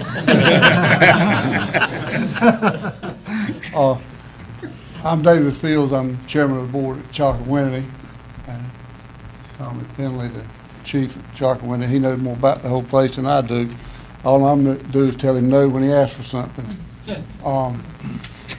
As far as the increase in Chocowinity, when we figured the budget with the board, we figured what we got last year, and we went with a 1 cent increase and figured the budget in as to what we would want for the coming year. But now, after this morning, we found out we're not going to get what we got last year, so that's going to cut us back a little bit from what we were wanting at the 1 cent rate. Instead of 288,000, I think it was about 240, rough figure. So if we don't get the increase of 1 cent, we're not even going to be where we were at last year by several $1,000s. By how much? It's going to be several, I don't know, off because the way the GIS system works. And I do know what the GIS system is. I can tell you all about it. That's right. But anyway, we need the 1 cent to continue with what we're doing. As far as calls, we're the ones with the most calls in the county. We had 520 last year. And yes, we do have first responders. The first responder vehicle at Chocowinity was paid for by funds that were raised by Chocowinity Fire Department to barbecue, car show, pictures, whatever we could do to raise the money that bought that SUV that you see running around in Chocowinity. And we do the first responder calls. But yet we still have over 300 fire calls, which includes wrecks as well as structure fire, fighting and brush fire. And our vehicles have past time to replace too. They only give you 10 years now, and there's no way hardly a volunteer fireman department can replace a truck every 10 years at the price that they are. It's almost impossible, to be frank with you. But that's, if you got any questions about the way we operate, as far as the Chocowinity thing goes, the administrative cost is paid through Chocowinity. The town absorbs the cost The of town. handling the funds, okay? Yeah, we've got that straight with the taxes in Chocowinity. Any? I have a question. Yes. Your service that you provide, didn't it decrease the insurance coverage for the residents of your area, fire district? Us and Blunt's Creek both. Aurora too, I think. So the whole South Shore insurance rate for the residents went down? Right, it just went down to 6.9, and basically that's a joint effort, because we shuttle water and do a demonstration within the different departments to show that we can respond and carry enough water to reduce the rate of insurance in the district. Do you have any idea what percentage decrease that would entail, a 6.9? It depends on the problem. I mean, you got a $400,000 house and you were paying $2,000 fire rate, and you're looking at $2,000. I mean, So the service- taxpayers a lot of money on their home. So the service provider on the South Shore has decreased the insurance rate for the homeowners of the entire fire districts? And with us, you know, if we can update or keep our equipment up to date, you know, we can work on getting the insurance rate even lower. All of you. Yeah, I don't think it would be above a reach for us to be able to try to do a lower rate in the near future with just a minimal change in equipment. Okay, thank you. You get a certain number of points in the rate about the equipment that you have. And service, I assume. I'm gonna call time. Thank you guys for your volunteer service. Chairman Waters, if I just may say again, I threw a curveball on all of these departments as Blunt Creek came with that request. And the best we could to get that information. I think we heard that it had an impact on their budgets.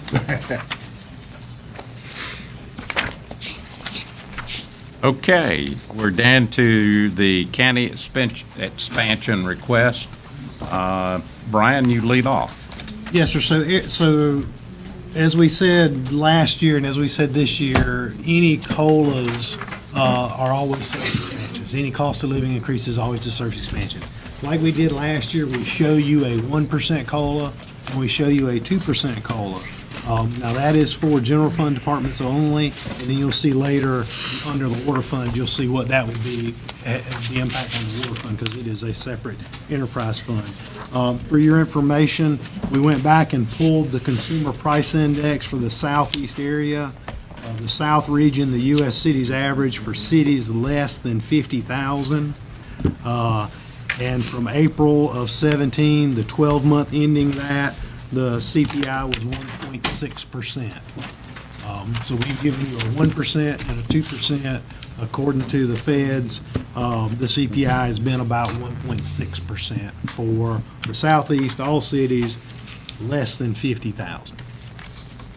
So be glad to answer any questions you have on that. Questions?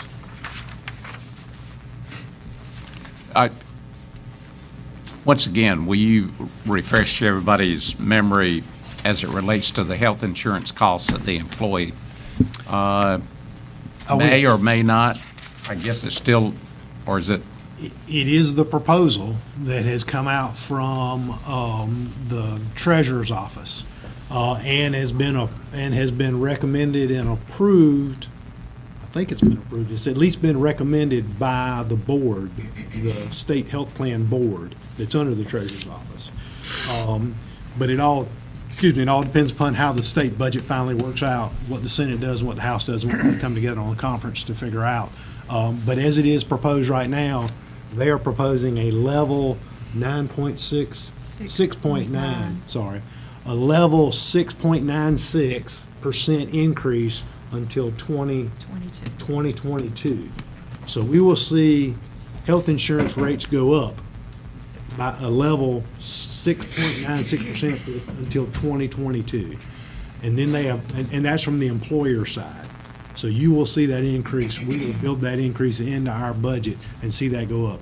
They've also proposed that anyone who is on the state health plan pay $25 per month for health insurance to offset some of those costs. Now that's the employee side of it.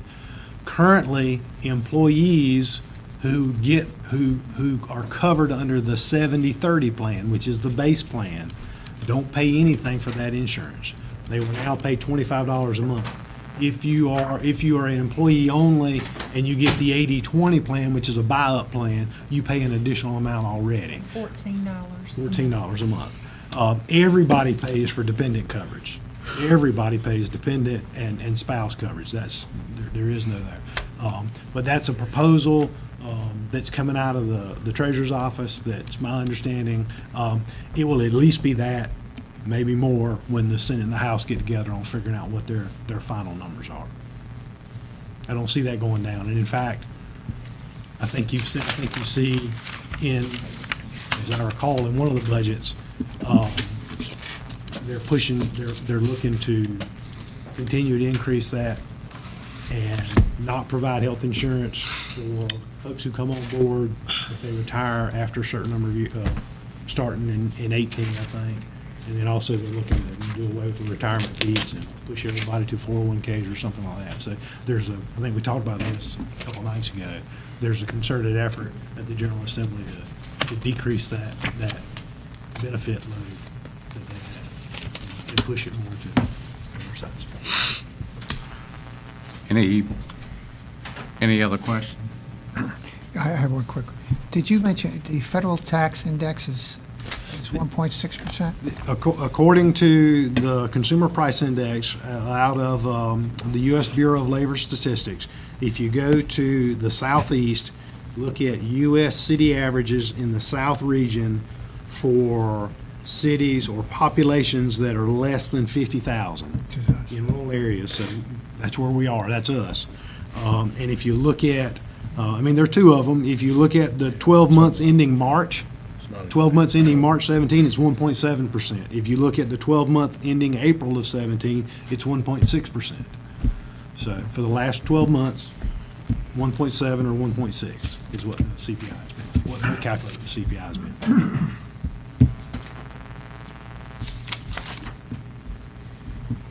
All right, you want to move, the next one has been pooled, so we're down to strategic planning. That's you, Brian. Yes, sir. This is a number in there, you recall at the 17-18 plan and retreat, the School of Government came and gave you a presentation about the strategic planning process, and what you do, what you need to do, how you go through that, and what benefits it brings for the governing body and the county as a whole.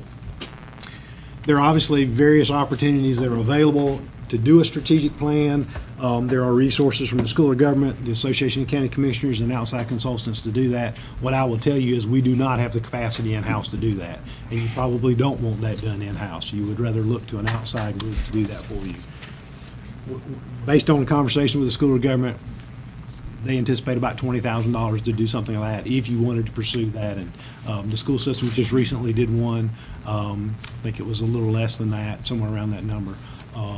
But that's out there for you to consider. I know that was something several of the commissioners had asked about and were interested in looking at, so we gave you that number.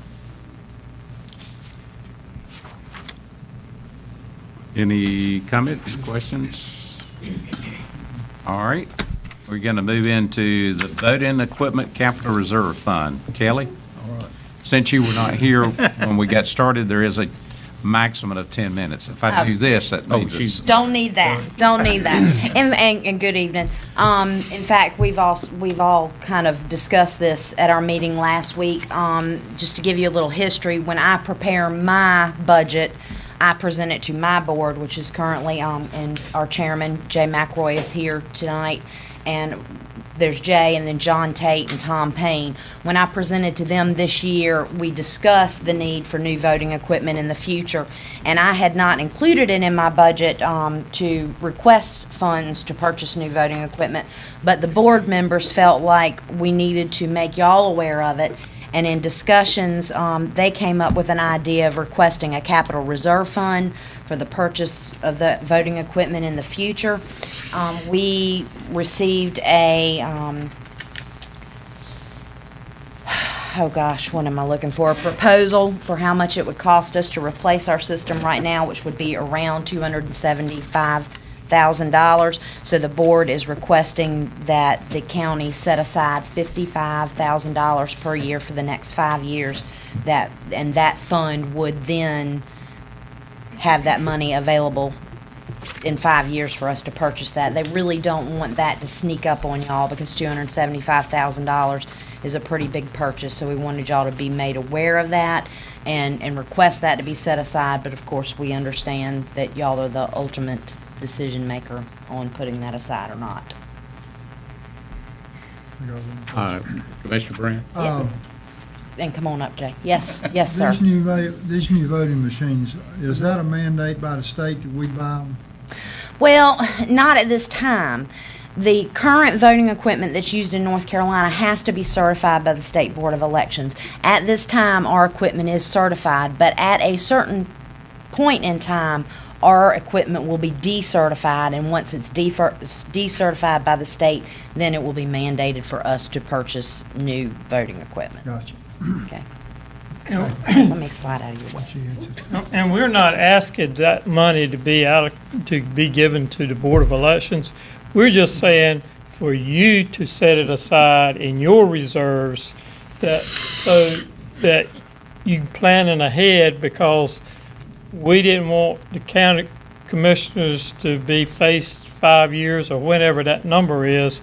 The state comes and says, well, your equipment isn't certified no more, and we have to come to y'all and ask for that money all at one time. We wanted you to be thinking about, we need to be setting some money aside because it's going to come one of these days. How old is our equipment? Oh gosh, 15 years. Probably. See, our equipment's 15 years old. At some point, it ain't gonna last forever, and it's gonna be an expense for the county. And we didn't want to be sudden surprises to you. And that's all we're asking. And I'm betting that it will last another 5 years, because when we say 5 years, we also have to think about this year. We're using it for municipal elections where only half of the precincts are available. We do have about 8 backup machines right now that we can move around once things start to die off. We do have fixes for certain things. So we're starting to have a few maintenance issues, but by and large, I do believe they'll last us through the next election cycle. But after this, the 2020 general election, presidential election, I'd be surprised if these things, you know, I really would think they would meet the end of their cycle. Thank you, Kelly. And also, there is some talk with the General Assembly of providing a matching grant for the purchase of new voting equipment, which could happen next year or the year after. So we're also saying, not this year, we may need to hold our roll until we can figure out if we're getting any grant money in. Okay? Thank y'all so much. Thank you very much. Thank you. The equipment shelter has been pooled, I was told. And so we're down to the animal control. And Mr. Chairman, just real quick, I think Carney may want to hit on that. He's found another way to do what they were proposing to do, so we appreciate Carney working through that. Yes, and it comes from the proclamation of National EMS Week and us being able to honor our EMS employees at the Bath Community Building. And I hit the idea of the space we needed with some of that equipment. We could move it around and get it inside of our current structures. So no need to have that system expansion in place. So we're gonna move most of that equipment into the property we have leased there. Of what we have, we're going to move 2 signs and a generator, a light tower generator into that area. We've been able to move our larger generator under a shelter currently at the EM building. And what that's not going to do, and I called Jim about this on the original request, it did say providing a shelter also for the mosquito machines, his foggers. So we're not going to be able to do that, but in talking to him, he was okay with me pulling that at this time. So, all right. Next, we have a request for service expansion, and I know from all my government experience before, anytime you ask for a new position, you're in trouble when you're moving forward and asking. However, I would like, and I've got Chief Animal Control Billy here with me as well, Billy Lassiter, that helped me put some of this information together. On the justification that you see, this information was actually presented last year, and I need to update the number that it says on there. It says facility are increasing to 1,400, actually increasing to 1,553 last year. So there is a service expansion request to add 1 more animal control officer. You see the additions of that from personnel costs 27,168 to the benefits operational capital outlay for a total of $70,008.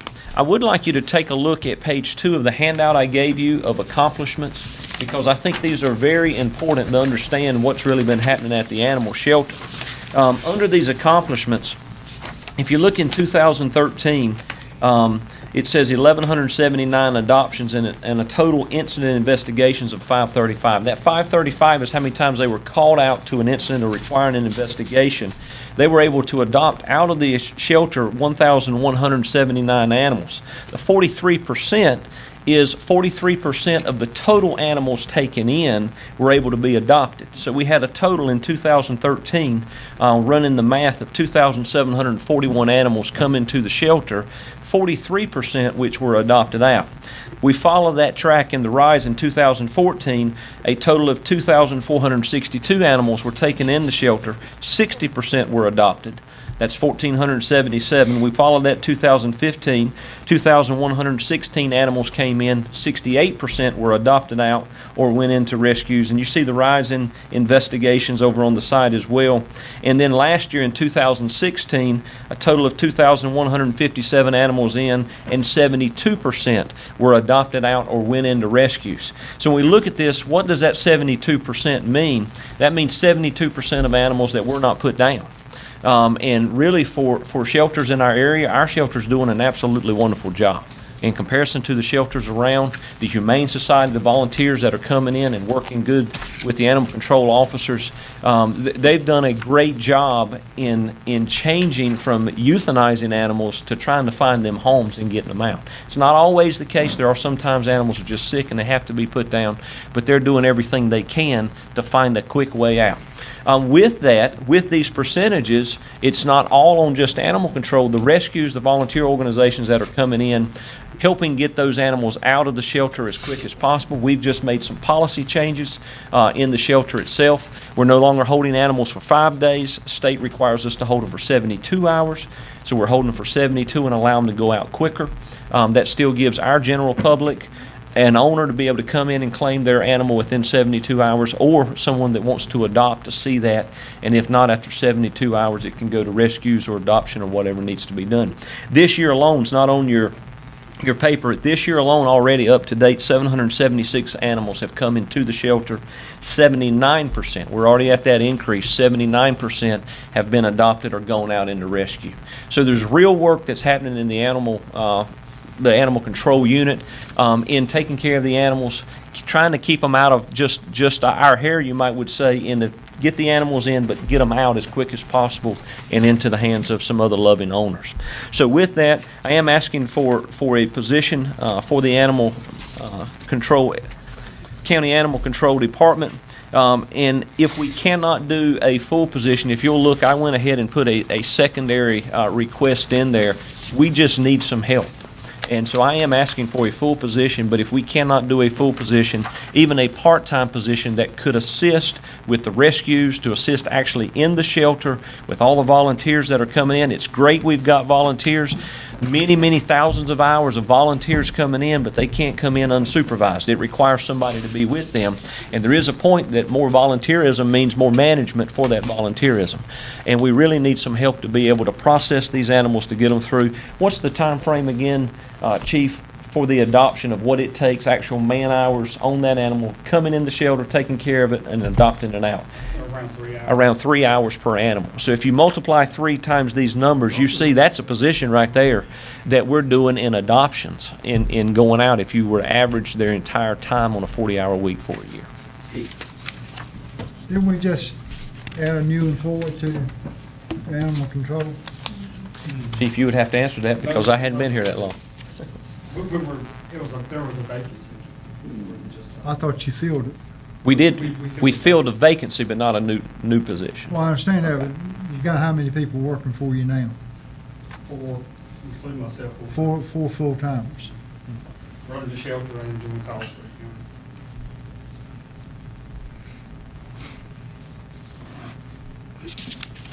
county. Any other questions? All right. You want to, since you're standing there, you want to move into the EMS certification pay? Certainly will.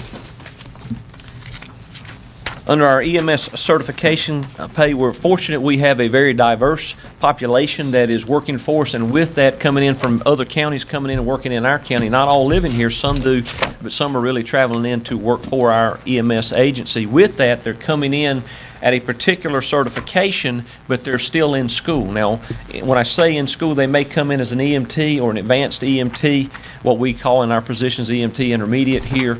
But they're working, we have some employees that are working on their own time, on their own money to get their paramedic certification. And so we've hired them at the rate in which they currently have and filling positions in our department. But a lot of these, I think we've come up with 6, 7 as a good estimate employees currently that we have that would fall under this, that are working as an EMT, an ENT intermediate, but are in school to become paramedic. So when they become paramedic, we're going to be able to utilize them at that higher rate, higher rank, which means we can move them around on QRVs wherever we need to. They're more versatile as employees to be able to move around. But we'd like to be able to offer as a benefit to them that we're going to pay them for the certification that they're getting on their own. And so just being able to utilize the certification they're obtaining for our system to the best of its ability. So it says $31,000. That is a max. that if 7 people went through and went from EMT to paramedic, it may not be that much, but we did want to prepare for the max under that certification. But change our policy from just the hiring position, that if a person betters themselves under these certifications, we can use them for that and have that money available. I'm assuming this would be reoccurring year after year if we're always trying to help move people up to the paramedic level. I believe that would be correct, sir. Now, this is not money from a reclassification of a job. No, sir. No. This is- Currently, we pay for position. When we set it up, we had, say on a truck, we pay for 1 paramedic and 1 intermediate. That's how we pay the position. So the positions are set up that way. So if we've got an intermediate who's in that slot and they get their paramedic, we can't pay them as a paramedic because we only have a slot for an intermediate. And what they're asking for with this is if they get their paramedic, let's pay them as a paramedic. It keeps us from having folks leave us, because if we've got intermediates and they get their paramedic and we say to them, I'm sorry, I can only pay you as an intermediate, although you're a paramedic, they'll say, well, great, I'm looking for another job. And we've invested in these folks. So that figure is, that paramedic that just got his certification is not gonna get 30, it's for everybody. Right, that's for That's 6 for months. over a year's time. Yeah, Okay. they're only talking about a couple thousand, or whatever it is. Divided by 7. 4 or 5,000. Yeah, this would be a max in our budget period over a year's time if all seven individuals ended up doing that. Anything else on, okay. You want to move right into the EMS vehicle locator modems? Yes, sir. This is a proposal that Operations Chief Mercer had put together, and it's a great use, I think, of resources in our EMS for the county. And for lack of better words, this is a cellular modem which acts as a vehicle locator. The reason we would want to use this would be for the vehicle locating piece of it. It is a Spellman unit. In the Sheriff's Department 911 budget, they were able to put software in that has the 911 piece of being able to utilize these in the future, both for EMS, law enforcement, or whatever agencies would use this. So that piece is there in our 911 center. And what this would allow us to do in dispatch or response is see where our units are. The thought is getting 17 units, putting them on our current EMS units across the county, both county-owned and city or privately owned nonprofits. But being able to have exactly where they are and send the closest unit to a call. That's the number one reason behind this of what it would be. In addition, it's going to have some benefit for us in that it does have data ports. I mean, we're going to be able to use it to send information to the hospital, different things back and forth like that we currently are using cell phones for. We're looking into now whether we would be, at least on our county units, able to replace we have a cell phone on each unit. We're not prepared yet, but we're looking in to see if we can replace that altogether. We couldn't mandate that on units that aren't the counties, but we want to take this cost in our system expansion of putting this on each unit. And again, from 911, Vic, please feel free to jump in. For dispatch, the dispatchers, they would be able to see on the screen exactly where a truck is, and they could literally click on that truck and just drag it to answering that call, which should help simplify in the 911 center as well. And I don't want to speak on their behalf too much, but it should help our EMS system altogether. If you've ever seen a truck leaving and they're going back to their district and then another EMS truck passes them, going to a call, it's just making sense to put the closest truck on the unit. There is, I'm sorry, I do need to make one addition to it. As you see, the initial cost of the units is $25,880. And looking into it, making sure we had everything covered in there, there is a recurring cost for the data boxes themselves, paying for the cell service, which would come up to be about $4,800. We said $5,000 to be sure. That's not on your system expansion, so please make that note that it would be a recurring cost of these for the data use of $5,000. How long does these units are expected the lifetime of them? Technology, yeah, I don't know that I could give you an answer to that, in that, they're going to be mounted on the truck in a safe location, so I wouldn't I'm sure we beat up our cell phones a lot worse than what these units will be. There should be some longevity in it, but technology, technology is changing every day, so. Okay, thank you, Mr. Chairman. I assume this will be a benefit to the patient also, because if we're sending the closest unit, it saves time getting to that patient. So it's a benefit to our residents of the county. Yes, sir. That's really the number one benefit that comes into play when we look at this. All right, thank you.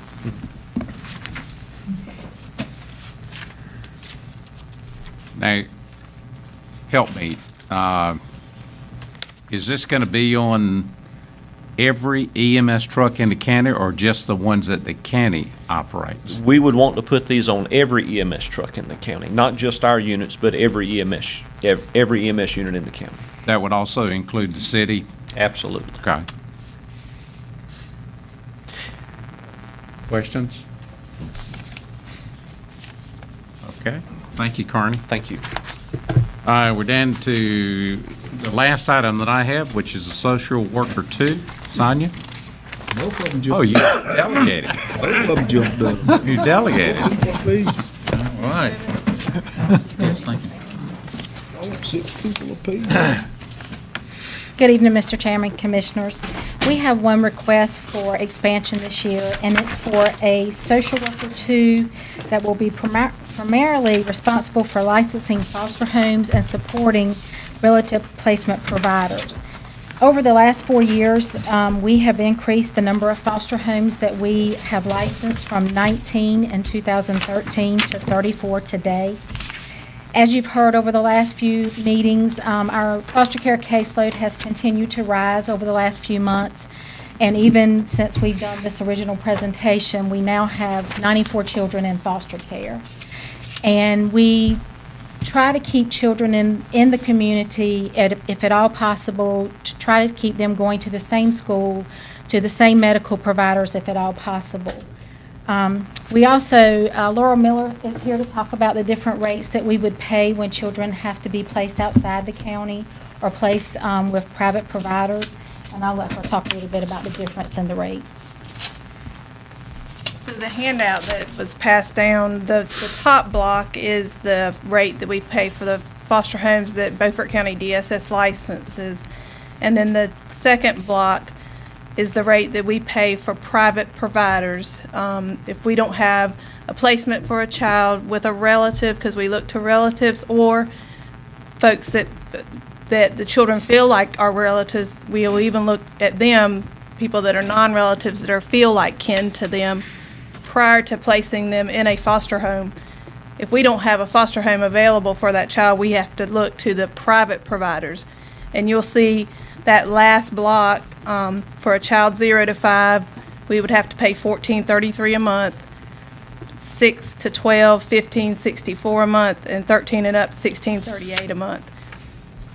And then the last block of rates are for group homes, and we don't use those very often, but sometimes we have children that don't do well in family foster homes and they have to be placed in group homes, and so we utilize those placements primarily for children who need a higher level of care and need round-the-clock supervision by staff. So I don't know what questions you may have about those rates, but when we place children outside the county, of course, our paperwork states this, but it reiterates just that the cost of social workers driving there, we have to pick children up and bring them to the office for visits.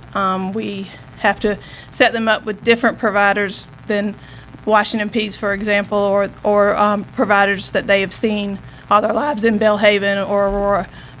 So those are all unique challenges that children face if we have to place them outside the county. Our current foster home licensing worker is maxed out. I mean, there's very little room for increase in foster homes if we just have that one worker. This is the only way that we are going to be able to license more homes and keep more children in Beaufort County, is to get this other social worker. Let me make sure I understand this handout. You're saying if we have to send a child to a provider versus a foster home, it's 3 times, roughly 3? Yes, sir. Okay. Mr. Chair, Yeah.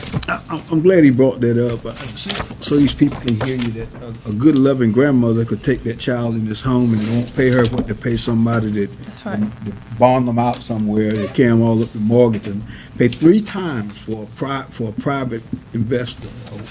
Well, that's what I call them. 3 times when you could take this grandmama that want a child and they only want to give her a third of the part. That need to change. So I just want One to of get the it out. things that this worker would be working on is getting those Kept relative, but also working with relatives to get them licensed. Yeah. So that they can get this board rate. And I understand this position is well needed, but as much as we want to keep them want to get them in the homes, they ought to be compensated the same thing that somebody in Charlotte ought to be compensated for. How many children do we have out of county now?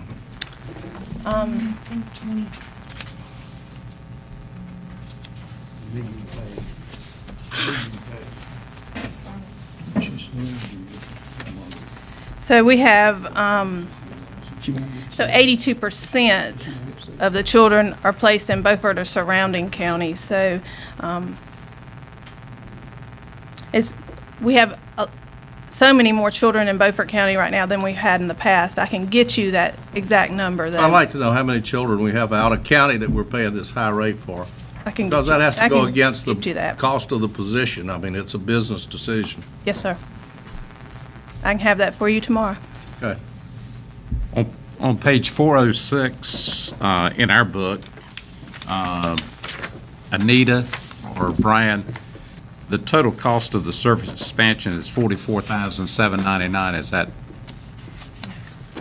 They show a revenue offset, and they can explain that to you. That's their form.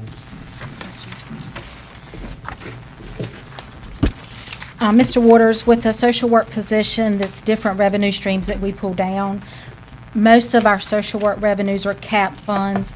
We do have 1 or 2 that are uncapped, so the rate for reimbursement on this position would be about 25%, which is lower than some of the other positions that we have. So that's why the revenue is a little bit lower. Than You've what already we've seen. taken that credit and it shows up as a 44,000. That's correct. The real cost would be 25% more. No, the cost to the county would be $44,799. Right, but the real cost would be 25% higher than this. If you've taken the 25% credit, we have to add it to the real cost of the employee, which would be 25% more. It's $60,709. Yeah, That's okay. correct. But there's also a real cost if they go across the county line and we're paying that higher. Correct. And travel, time away from the office, different things like that. Can you, you asked for, That's why we need to know how many are out of county, because it's a real easy decision when you get that information. I mean, $1,000 per child per month. I mean, that's $12,000 per child. Right. And for some reason, I've heard the number, or either I've read it, or we've seen so many numbers. I was thinking it was around 20 children, but maybe I'm just getting mixed up. Okay. But if it is 20 times 12,000, that's a pretty big number. Yeah. Do you get any funds from the state for this position? We would pull down some federal and state funds. 25%. That's the 25%. Right, that's right. I just wanted to give one disclaimer about whatever figure we give, it could change from week to week because, you know, if we have a child that's placed at a higher rate, we immediately try to bring them back. So we just be aware, if we give you this high number, it may be lower the next week. Okay. Any other questions?